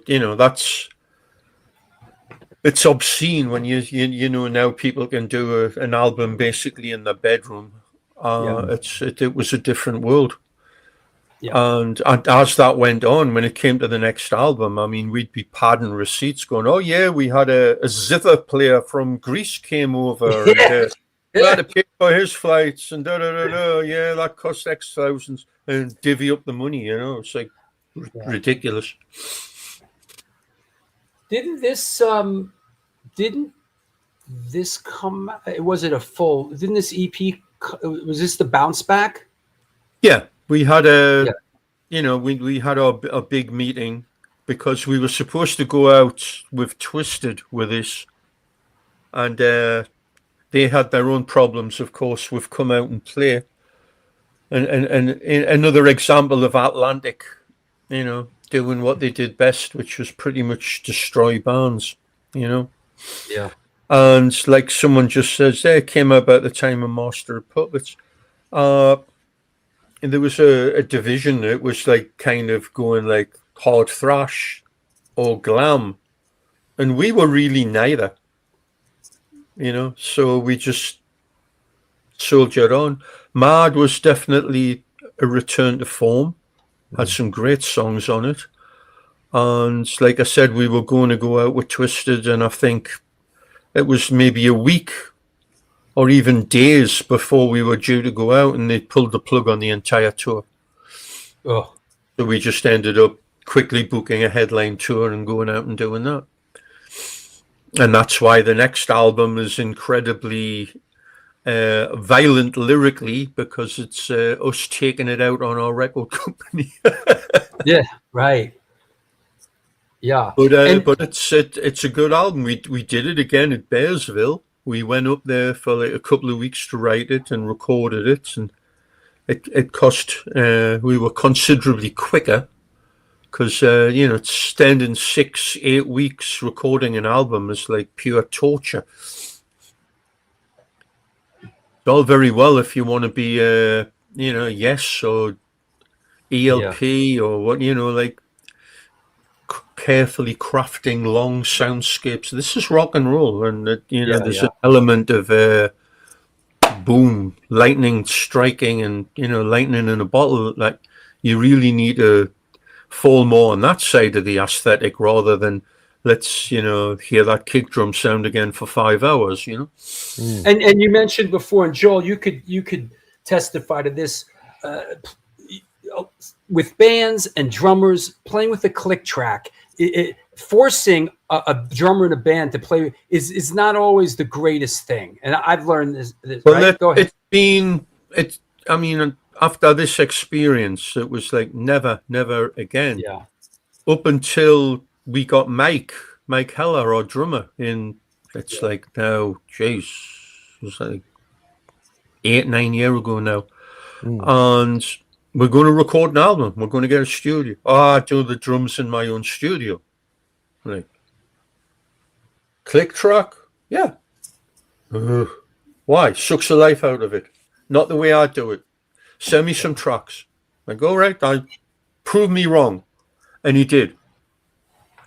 Because naturally, if you listen to any song, you know, they'll start off at one tempo, maybe pull it back a hair for the verse, push it on the bridge, really push it on the chorus, pull it back, push it, and you can hear the song and you can hear how that would go.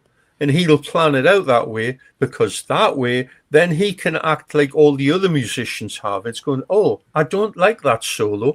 What if I try this one? So it's like, I don't like that drum fill. What if I try this one? Hey, what do you guys think of this? Maybe you guys could play a piece that fit this rather than what we had. So it makes the drummer a musical equal partner.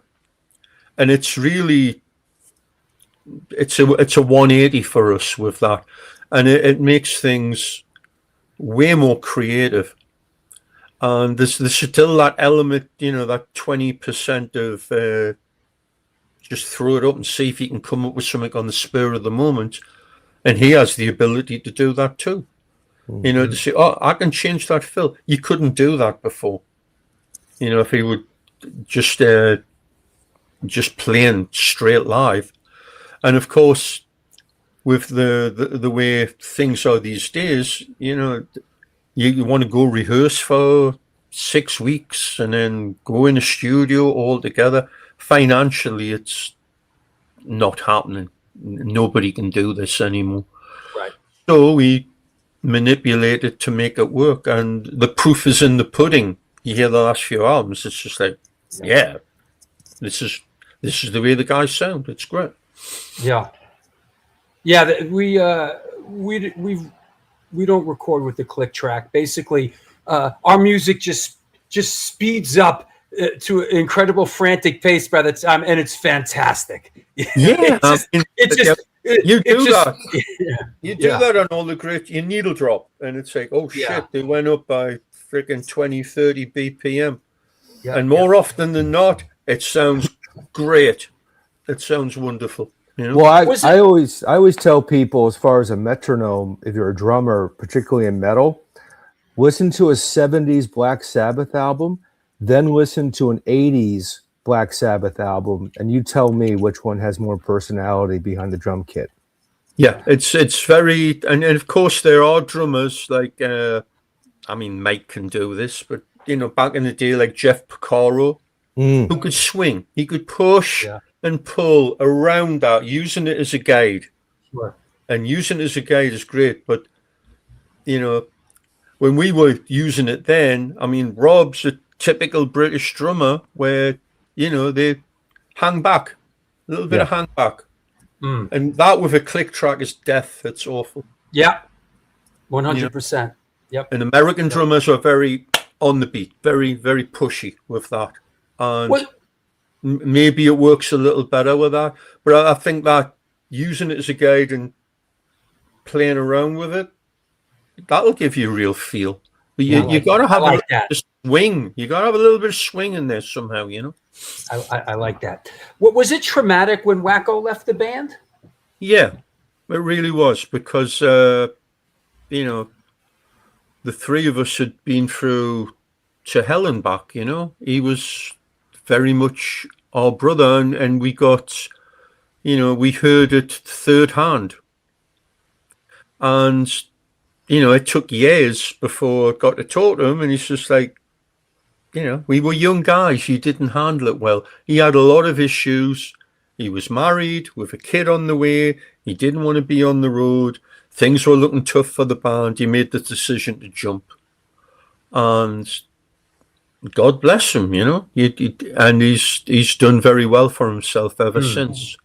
And it was 37 years later. It was like 2 years ago. We met up in New Orleans, and all the three of us sat down and had a great 3-hour chinwag. It was awesome.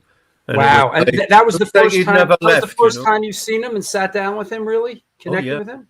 Oh yeah.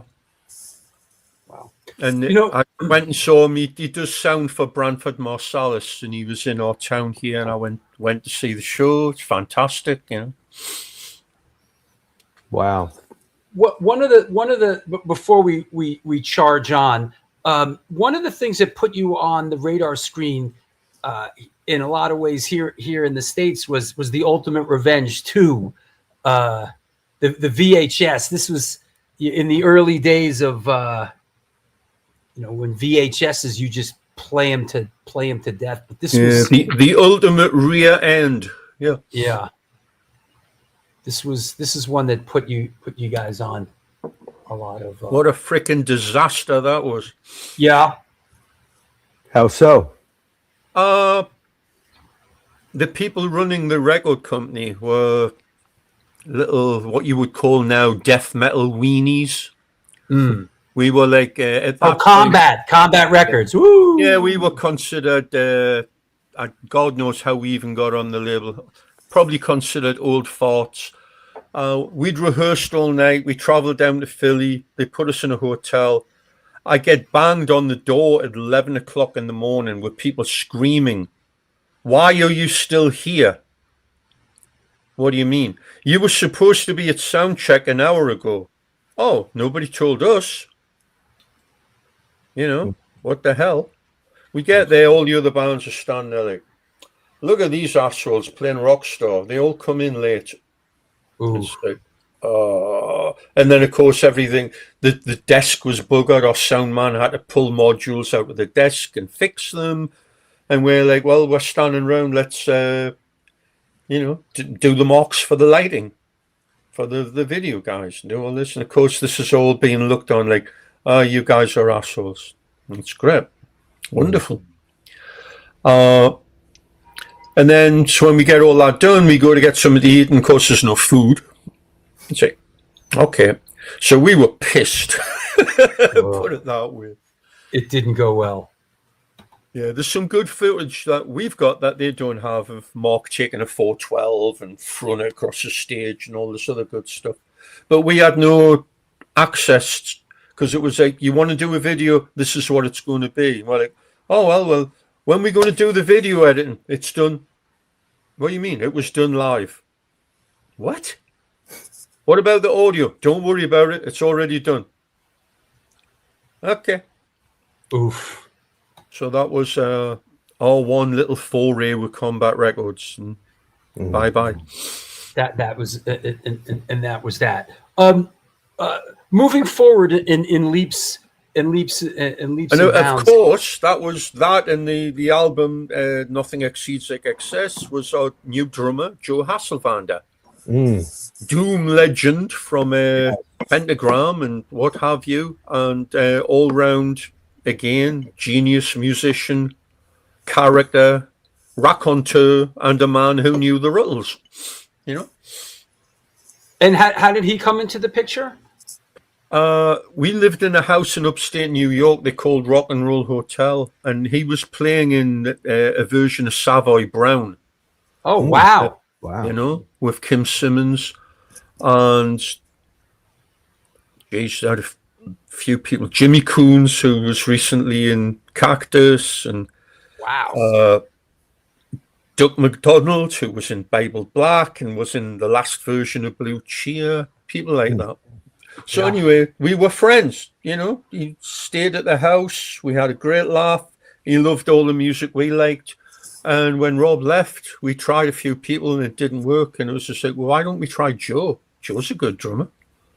And so we brought him down to Bearsville, did a couple of demos, and was like, you want in? Yeah, let's go. Fantastic. So we went up to Utica, and in a week we did that album.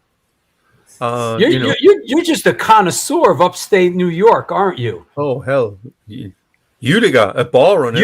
You're pulling them out. Utica. What's next? Slice of pizza for 60 cents. Jesus. Then we found out what a whoremaster freaking Hasselvander was. He had a freaking girl in the studio every night, chasing people, getting chased by people's boyfriends up and down the street. Oh Jesus, hilarious. Absolutely. Moving forward in leaps and bounds, did your brother in 2000, in the early 2000s, and I know we're kind of moving forward, did your brother get hurt? Did Is a wall fall on him? Yeah. The guy owed him money. He went to the job site to get money off him. And they were building a Walgreens drugstore. And he was up on the second level. And it was very windy. And they didn't brace the wall properly. Ooh. And he'd been in an accident 2 days before where some guy T-boned him. Oh, Jesus. And he had a huge lump on his head. So he gets to the site. You need to wear your hard. I can't wear a hard hat. I got this freaking lump. He had his baseball cap on. The wind blew the baseball cap. He went to get it. The wind blew it again. He went to get it. And then the wall fell down and hit him on the legs. It would have killed him. Killed him outright. Ooh. So that's why he's been having these, the ankle and the knee replacements, because his legs were, both feet were the wrong way around. One calf was dislocated completely. The other calf had a piece of rebar through it. All the skin was ripped off his legs. Oh. When the wall went down, it went dragged. And he called me on the phone. Hey, how you doing? I'm under a wall. A wall fell on me. I'm like, yeah, right. Okay. Adrenaline. He was in shock and just babbling, talking rubbish. But and you guys had to take a little hiatus after that. Yeah, I mean, he was. He's not going to make it through the night, and then it was we got to cut both his legs off, and he'd say no, and then it was your left leg has to come up. No. Not doing that. Not doing that. You'll never walk again. Watch me. Wow. And it took 3 years, and we went and played a couple of shows with him in a wheelchair. Mm-hmm. And then a year and a half later, we started doing gigs in 2005. He'd be wearing a big leg brace, and then the brace would get smaller, and then it would be under his jeans, and you wouldn't see it. And then by a couple of years after that, you wouldn't know it had even happened. Yeah. Wow. Because your shows are pretty physical, so. Oh, they're very physical. So that's a long road of recovery. I don't think people could believe we did what we did back when we were kids, back in the 80s, but we still do it now. So, and it's not hype. I think the people out there will tell you, we deliver what we promise. Yeah. And we have that reputation, and we got to live or die by it. So we'll happily live by it. Yeah. On that note, let me take a quick sponsor break, a quick one, and come back, and we'll take some questions from around the world, and we'll talk about the future a little bit, okay? I'll see you in a minute. All right, buddy. All right. Boy. All right. I'll see you in a minute. Okay. That's right. You've come to the right place, my friend. This is the New York Hardcore Chronicles Live. We are sponsored by blah, blah, blah, blah, blah, and Minty Fresh Presents. They're a promotion company that put on hardcore metal shows in Locals Bar in Manalapan, New Jersey. Founded by Chris Gullis of Bulldoze and Frankie DeAngelis of Silence Equals Death. The shows are all age with free parking. The kitchen's open all night and the bar until 2 a.m. If you're a band looking to play and you don't totally fucking suck, or you do suck, but you're a fuckload of people, please reach out to them at mintyfreshpresents@gmail.com. Ticket pre-sales and events are available at mintyfreshnewjersey.com. Check them out on Instagram at mintyfreshnj and help spread the word to support DIY hardcore and metal in Central New Jersey. Minty Fresh Presents. Speaking of Minty Fresh Presents, by the way, this Saturday, we, Incendiary Device, are playing a Minty Fresh show. Sheer Terror, The Take, Nailed to the Cross, Incendiary Device, it's going to jump off tonight, Tear Gas, Pool Scum, and Concrete Burial. That's this Saturday, January 24th, in the Jewel of New Jersey, Manalapan.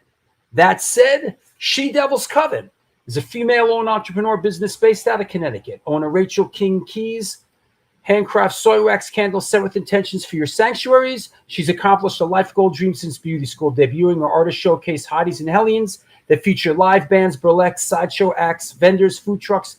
And this year, A live auction with all proceeds going to the mental health program Punk Rock Saves Lives. Catch her in the tri-state area doing her thing, slinging candles at events, and keep an eye out for her show coming to New York in the spring of 2026. You can find her at Etsy and on Instagram. Come on now, 126 Hardcore Clothing is a streetwear brand for restless individuals who don't compromise. They're about being positive, spontaneous, and true to yourself. For years, they experimented with several printing methods and materials and collaborated with a large number of designers and illustrators, always giving room for fresh perspectives while retaining the hardcore attitude. Get in touch with them and ramp up your game at www.126clothing.com. Last but not least, pretty much our oldest sponsor, 5 years running, the Texas Silver Rush is a jewelry design firm and boutique store located at the birthplace of the Texas country music scene in Fredericksburg, Texas. They specialize in working with musicians in all music genres to design and create unique one-off pieces, as well as to style them for stage album covers, promo photos, and social media exposure. The client list includes Rock and Roll Hall of Famers Greg Rolle, Ringo Starr, and of course, Agnostic Front. Information and online sales are being taken at their Facebook and Instagram pages, and of course, www.thetexassilverrush.com. Questions for our guest? I know you may have them. I know you've been holding on to them. You may have posted them earlier, but you need to post them again. So post your questions. Come on, get up, get down. Just a heads up also, I'm doing this Clash benefit thing at the Bowery Electric this Tuesday with a bunch of our friends, bunch of people that have been on the show, including Paul Bearer from Sheer Terror, Pete Stahl from Scream, Eugene Hutz from Go-Go Bordello, Willie Nile. This is celebrating the music of the Clash, the only band that matters. That's this Tuesday at the Bowery Electric. And I'll tell you a little secret. I will be doing the Clash song, Safe European Home. So that's what's up. I mentioned the Minty Fresh show on Saturday. Yo, the last Bowery Electric free Sunday show we're doing, Sunday, January 25th. Come on down. Bring the wife and that booger-eating kid. Sworn Enemy, Brass Knuckle Brigade, Nailed to the Cross, Deadshot Fracture, going down. Come on, let's say goodbye to the Bowery Electric. Yo, we're playing upstate Saturday, January 31st with Tree. The next day we are in Kingston, New York. Speaking of upstate New York, lots and lots going on. And then our first show back at A7 is going to be Sunday, February 15th. Free, 16 plus, all ages, ID, Silence Equals Death, Sad Plant, and Dying Breed. So lots going on. Post your questions. Don't make me come over there. Right, Joel? That's right. That's a great list of shows, man. That's a great list of shows. Yeah, there's a lot going on. We're running at it hard. I'm liking this Minty Fresh thing. They've got parking, food, they've got it totally sorted out. That's fantastic. You know what? Check this out. They're coming on the show on Wednesday. Oh, cool. But this is their roster of upcoming shows, and they got a lot going on. They got the Sheer Terror Take show. Then they got Full Blown Chaos Brick by Brick, Shutdown, Fury of Five. They got it going on. That's great. I wish them nothing but the very best. I love how they've got it right, because here's the thing. We're old men, okay? We want to eat and we want to park conveniently and we want to fucking jam with the band. That's it. And these guys have it figured out. So good for them. Listen, if I had it my way, shows would be at 11 a.m. We would be on we'd be on at 1 p.m. If I had it my way. Yeah, I'll tell you, man. Most shows I skip because I look at it. I'm like, how am I going to park? Last night I was going to go to a show. Doors were at 9 p.m. out in Jersey, and I can't do that on a Saturday night when we have the show the next day. Right. Yeah, Steve, are we going to see you? I know. Are we going to see you on Saturday? I hope so, buddy. That said, let's bring our guest back on, Monsieur. Let's see. Yes, sir. Yes, sir. Let's see. Let's do some. Let's do some questions. Speaking of upstate New York, good friend and supporter, Count Ralphus. I love reading autobiographies by musicians who have had long careers like John. Any thoughts on ever writing a book? Yeah, I've got. I was hit up by a Japanese promoter a couple of years ago, saying, "Oh, could you do some war stories?" And I did like maybe 5 or 6 of them, and they were basically like chapters in a book. So it's like, yeah, I could definitely do it. There's the man himself. There he is. What's up, Steve? So yeah, I'm just too busy still living the next couple of chapters. That's Sure. There's a lot going on, so eventually, it'll get done. Yeah. Watch this. Let's see. Any memories of the Funhouse or Club 516 hanging out with the Old Bridge Militia? Oh, jeez. I don't think I was at either of them. Maybe Club 516 once. But I remember the first time we were there, Mark and Rob went over to somebody's house, and Anvil were there, and there was a couple of girls involved, and all kinds of unsavory things were happening that made their eyeballs come out on freaking stalks. I remember that. the old days of the early thrash metal days. Oh yeah. Oh, this is a good freaking Bulldozer Bob and all them people. Oh jeez. Yeah. Yeah, I like this one because I wanted to ask about gear. What are your favorite guitars to play? Also, your favorite recording amplifiers. Did you lose important instruments in the fire? To do it backwards, I did lose important instruments in the fire, but not due to the fire. We lived out in Long Island on an L-shaped ranch, and there was a power cut. We went to the store. The power came back on. There was a cooler on top of the electric stove. It went up like a freaking rocket, and it all got burned out. Stuff was in the garage, and it was fine. So we just locked it and stayed at a friend's house that night. Overnight, people broke in and stole all the shit. So, anyone out there has a line on a red with white binding Hamer Explorer 8-string bass, serial number 0649? Let me know.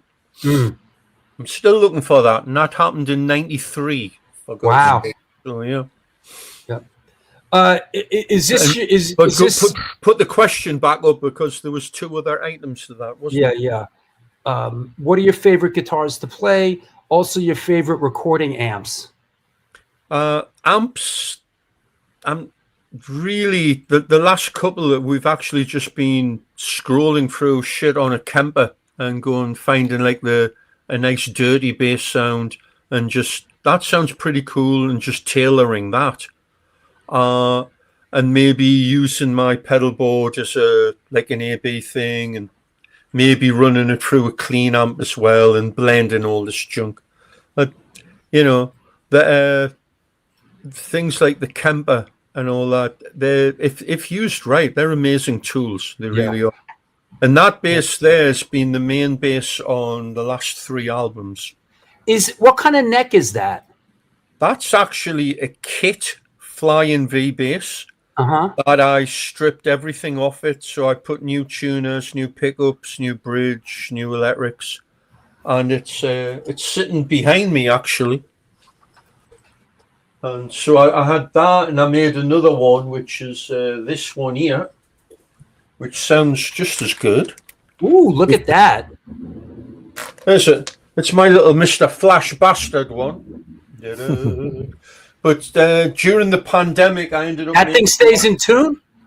Oh, it stays. Of course it stays in tune. I've been using a trem since 1981. And that bass is sitting in the corner, the original Red Explorer. But I made a clone of it during the pandemic. I made a couple of 8-strings. I made Flying V's for my brother. All kinds of crazy stuff. So for me... Is this the one you made for ones your I've brother? been making are really great, Is this the one you made for your brother? I'll show you. Here, this one. Look, Which one? Yeah, that's one of them. And here's the other one. that's a good-looking guitar. I like that. Ooh, There's the other one look at these. with a crazy headstock. Nice. Ugh. Ah, good And they stuff. sound great. And, don't get too close. This is not furniture. But Yeah. in the hands of somebody like him, it sounds phenomenal, you know? You know, a question from me. All these years playing with your brother, have you always? You know, I have a brother too. I can't imagine being in a band with him, much less for all these years. Have you always gotten along? Do you? I mean, do you love having your brother in the band with you? Oh, yeah. It's a huge advantage because, this mind meld. We're different people, but we have the same aesthetic as far as what the band is, what it should be doing, how it should be presented, how much of yourself you have to put into it. And when we play, it's interlocking, like if he'll do something like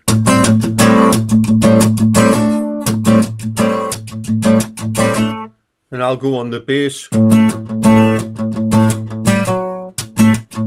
There's a bit of orchestration. It's like the riff only sounds right when the two of us are playing it. Sure. Because we're playing interlocking parts. I'm not just going, the typical one brain cell bass player, one note at a time. Because there's only three of us, you got to do that to make it sound interesting. Yeah. So there's a lot of passing harmonies and thirds and even just missing shit out occasionally, doing the John Paul Jones genius trick of, I'm not going to play that note and then come back in, it makes a huge difference.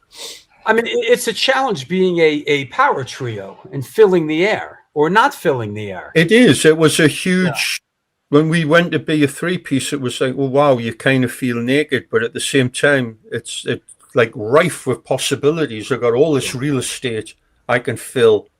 I can now have a way more interesting bass tone, loads of distortion. Great. And Mark would play, his playing blossomed within 2 weeks. It was like insane. And you hear on the records, he'll just go off. He'll just play the craziest stuff out of nowhere. I'm a more methodical writer. I'll get ideas out of thin air, but I'll work hard on them. He'll just pick up a guitar and play an entire song out of nowhere, and it's like, where did that come from? Sure. And I've sat and watched him do it. Like, we had a song called Die for Allah, which is like 7 minutes long and incredibly complicated. He just sat down and played the song from top to bottom. When we just looked at him going, really? Are you fucking kidding me? Now we have to burn the damn thing, yeah. I love what Andy Tension, unlike some other Gallagher brothers. Oh yeah, that's funny. Those guys are very good for comedy, that's for sure. That's.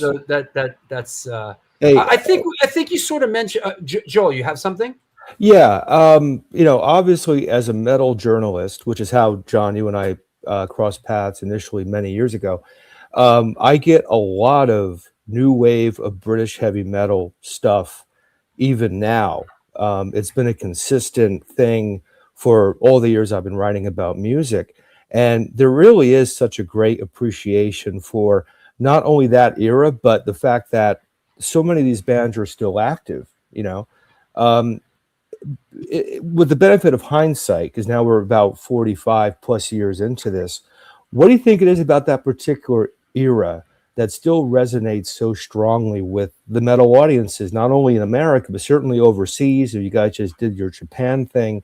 What is it about new wave of British heavy metal that still has such a strong place in many people's hearts? Well, I'm sure there's a magic intangible hiding in there somewhere. Aha, that was our little special meet and greet thing in Tokyo.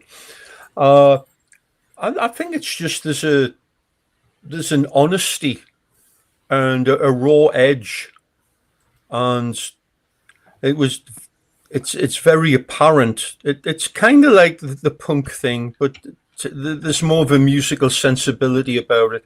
But it's just a bunch of young guys just not giving a shit and freaking going for it, and that's always going to be appealing, no matter what the genre of music is. If someone's real and they're going for it and they're giving you everything they've got, I mean, you see those old videos of freaking Springsteen. I can't stand Springsteen, but you got to admit the guy gave 120% every freaking time he was out. And I don't care what genre of music you're in, that's how you have to deliver it, I don't care if it's country, jazz, punk, metal. If you're showing that commitment and giving it out, the people will give it back, Absolutely. And just to mention a bit about Mr. Carl Wilcox, your drummer in the new wave of British heavy metal band you're doing now. Lovely guy, first of all. I interviewed Diamond Head down in Poughkeepsie, New York about 10 years ago, and hung out a bit with Brian and Carl. Wonderful guys. And I want to mention Carl specifically. I don't think he would remember this. I wouldn't expect him to. But in the hundreds of people I've interviewed in my career, Carl Wilcox was the only one who I didn't know personally who that January 1st texted me and wished me a Happy New Year. And I always remember that. Carl from Diamond Head did that. And, I obviously 10 years later, I still remember it. So please give my regards to Carl, because I will do. He's currently floating around Tokyo with his wife, having fun, doing a bit of vacationing. Oh, cool. Very cool. Very cool. But to your point earlier, every show we've done in Japan and the ones last weekend as well, whatever, 7:00 showtime. Wonderful. Yeah, I like that. Hey, have you seen your Hardcore Legends trading card? No. Well, there you go. I did not know there was such a thing. Oh, there is, and there you are. That's a very nice one. I love it. Yeah. Am I playing bass? Yeah. Hey, Josh, is that bass? Bass. Yeah, like that. That sounds a bit fishy to me. Like, yeah, it's playing bass. That's the front, and that is. He says, "Stupid typo. Sorry, I'm sorry, John." See, you gotta have someone check your work. That's quite all right. It happens. And the back is great. Lots of information on the back. Here we go. Very cool. Yeah. The back is cool. Oh wow, look at this performance. Personal trivia. Yeah. It's got my rap sheet in there as well, the whole deal. Yeah. Boy, you've guested on a lot of records, including a Thor record. Ooh. I did. Yeah. I did indeed. Hey, Very cool. I see Paul Diano was early Iron Maiden with Paul Diano. Were they as great as legend would have it early on? Well, it depends if you like it or not. I thought they were good. It definitely that was a little punkier initially. Sure. And of course now it's a lot more proggy. To us it seemed very obvious where their influences were coming from. There was a lot of like amped up Wishbone Ash.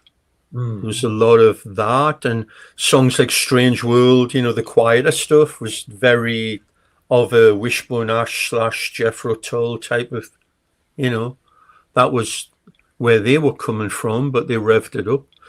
But I was telling the story to the lads there, and actually Dennis Stratton came and guested when we played that London show. He got up with us and did Phantom of the Opera just recently. Wow. And what a great guy. He's just full of like crazy stories, like ridiculous. But when they were doing their sound check, Steve Harris wasn't there and Paul Di'Anno wasn't there, so it was just Dave Murray, Dennis Stratton, and what's his name, Clive Burr, the drummer. So I think Dave picked up the bass, and they played One of These Nights by the Eagles all the way through with the harmonies. Wow. And we're sitting there going, so this is the Great White Hope of heavy metal, huh? Sounds suspicious to me. Yeah. As soon as Steve Harris walked in, that all stopped real quick. Right.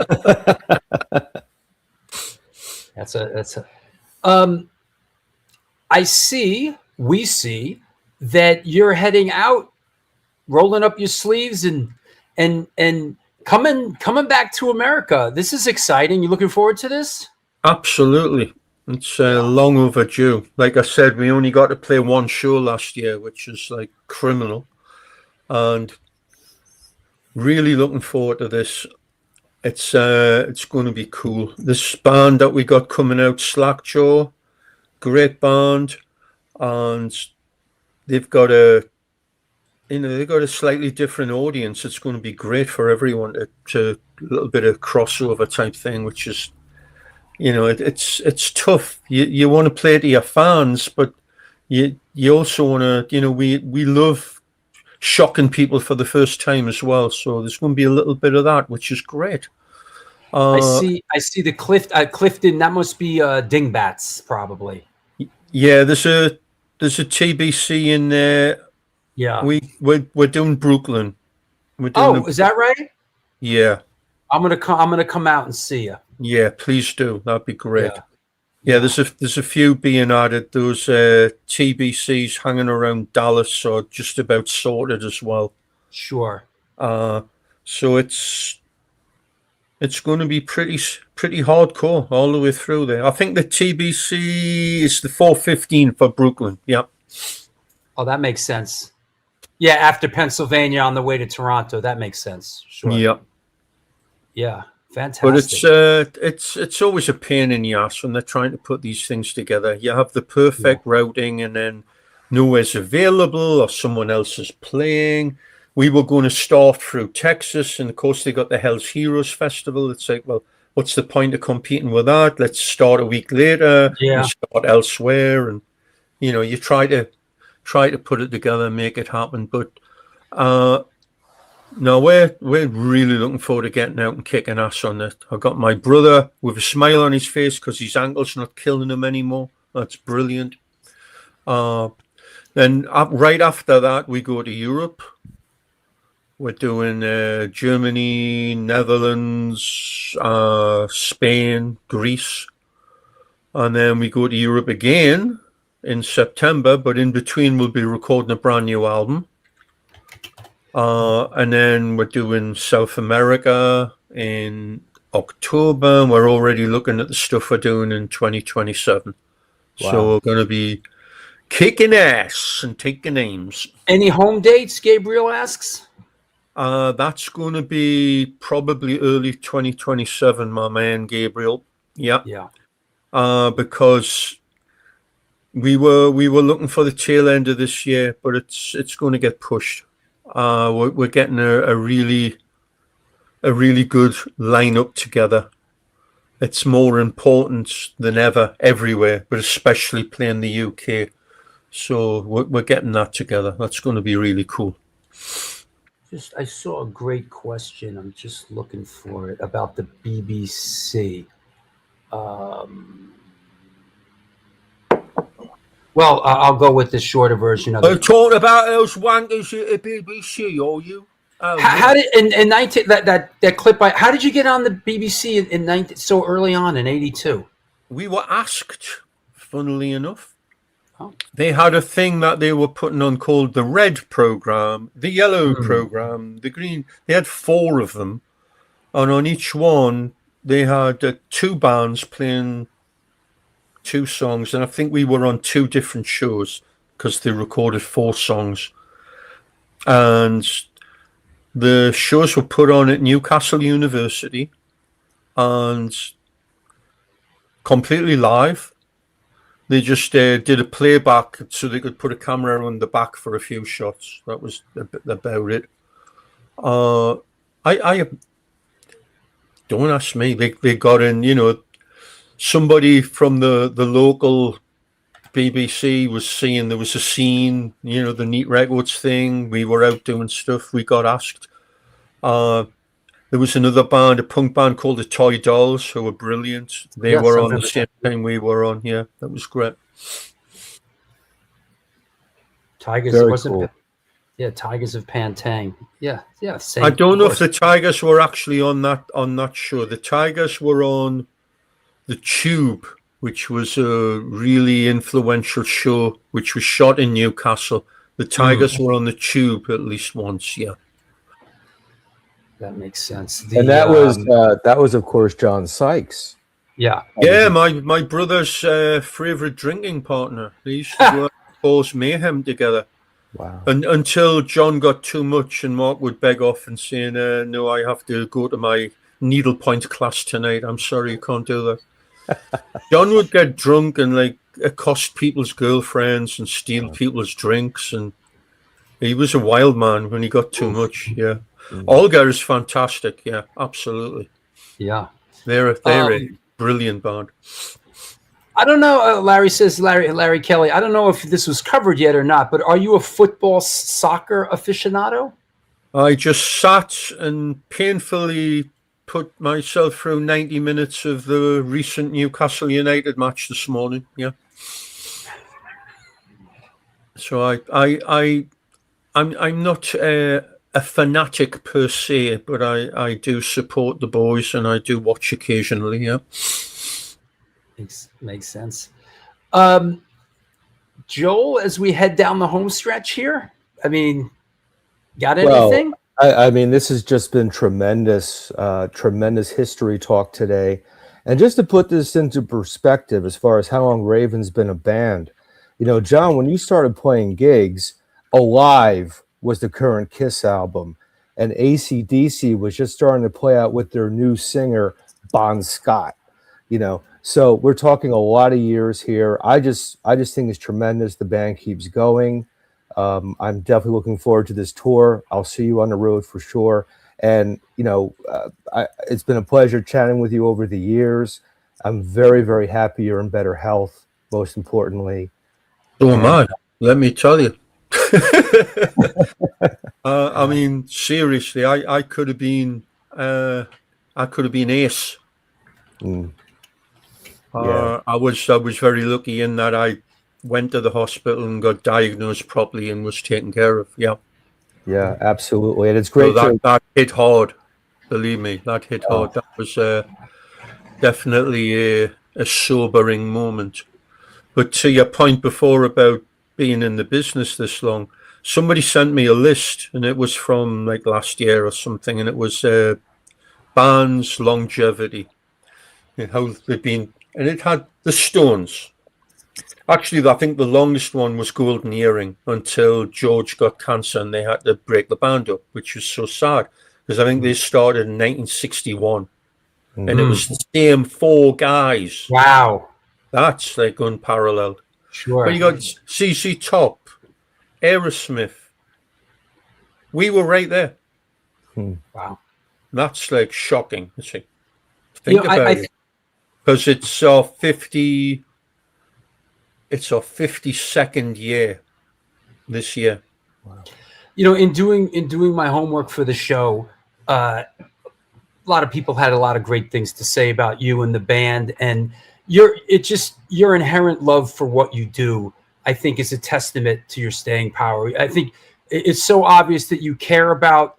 I hate to use the word, fans. You care about the people that love your band, and the people that love your band care about you. I think you're a very special and unique individual. I want to thank you very much for coming on the show. Oh, thanks, man. I really appreciate that. But you know that, I mean, I'm a fan. You got to be a fan. You got to love music. If you love music, you're a fan. And I've been very lucky to be well treated by a lot of the people we opened for. People like John Lord, Ian Pace, Ozzy, Lemmy. And, that goes in the bank. You're like, these are real people. They're a superstar. No, they're real people, and they treat people well. And, that was a great inspiration to us way back when, for sure. Yeah. Great. Is there anybody you want to thank? Is there anybody you want to shout out as we head to the exit? Oh, geez. Hello to my brother, wherever he's hiding. Hello to Mr. Heller, wherever you're hiding. Melanie, where are you? You're out there. And to you guys and to everyone out there, come out and see the show. Because it's rock and roll! Thank you, John. Thank you so much. I'll see you when you get to Brooklyn. No, sleep, chill, Brooklyn. Take care. Yes, man. Take care, John. Bye-bye. Woo! Great show. Great show. Man, you killed it today. You did a lot of homework. Thank you. Yeah, I know we did our little... we did some good work today. It's Man, I'll tell you. People out there that support the show, you support the show, you enable shows like this to happen. I would not be able to spend the time and the focus on putting a show like this together if the show just wasn't supported by you fucking people. So thank you so much, everybody. It's a great show. What a great guest. What a kind soul, Yeah, I'm glad it all worked out. When we were talking a few months back, I said, we've got to get John Gallagher on. He's fantastic. And it took a bit, obviously, but what a great way to start the year. I was with you a couple of weeks back for Dave Ingram, another buddy of mine from way back. So it's great just to see John in good health and still out there doing it. I mean, it's an inspiration. And, I knew this was going to be a good show today, so I couldn't have imagined it going any better. So we got to get you back on the co-host with me, man. We got to get back to we got to go through our list, because I love when you're on and you co-host with me, man. I love it. Anytime, my friend. You know that. I'm always happy to come on. Have a good night, and I will talk to you soon. All right. Take care, everybody. Take care, Drew. That's what's up. Good work today, kids. Hard work creates luck. Is that what I heard the other day? What's that saying? Hard work creates luck. Something like that, Hey, is that right, Scott Helland? I did not know. I did not know your history with said artist, Scott. The Outpatients played with Raven? Wow. Go who would have thunk it? Steve, thank you so much, and thanks for all your support. And we'll see you out in Jersey. We're looking forward to coming up. You enjoy Joel's input. Thank you. Yeah, it's good. I like when Joel and Lori co-host. I could take myself off the screen every now and then. I could take a breath. I could shake it out. It's a lot. Luck is the design of skill. Good one. That's what it is. Thank you. The harder you work, the more luck you have. I'll buy that. I like that. I find that true. So all the hard workers out there. Thanks, Heggs. Good to see you, Heggs. You better get your ass down to the last Bowery show that's coming up on January 25th. Better get your ass down there. Last Bowery Electric show. So if you're in the New York City area, come on down. Is that right? You like that guy?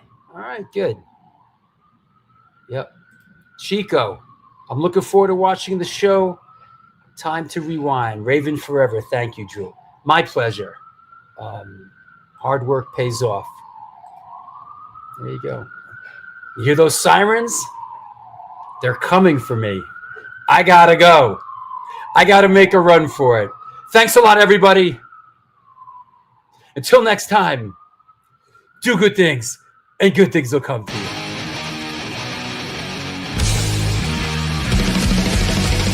Conditioned by indoctrination, conditioned by society. You're a victim of the digital age, a 21st century casualty. Open your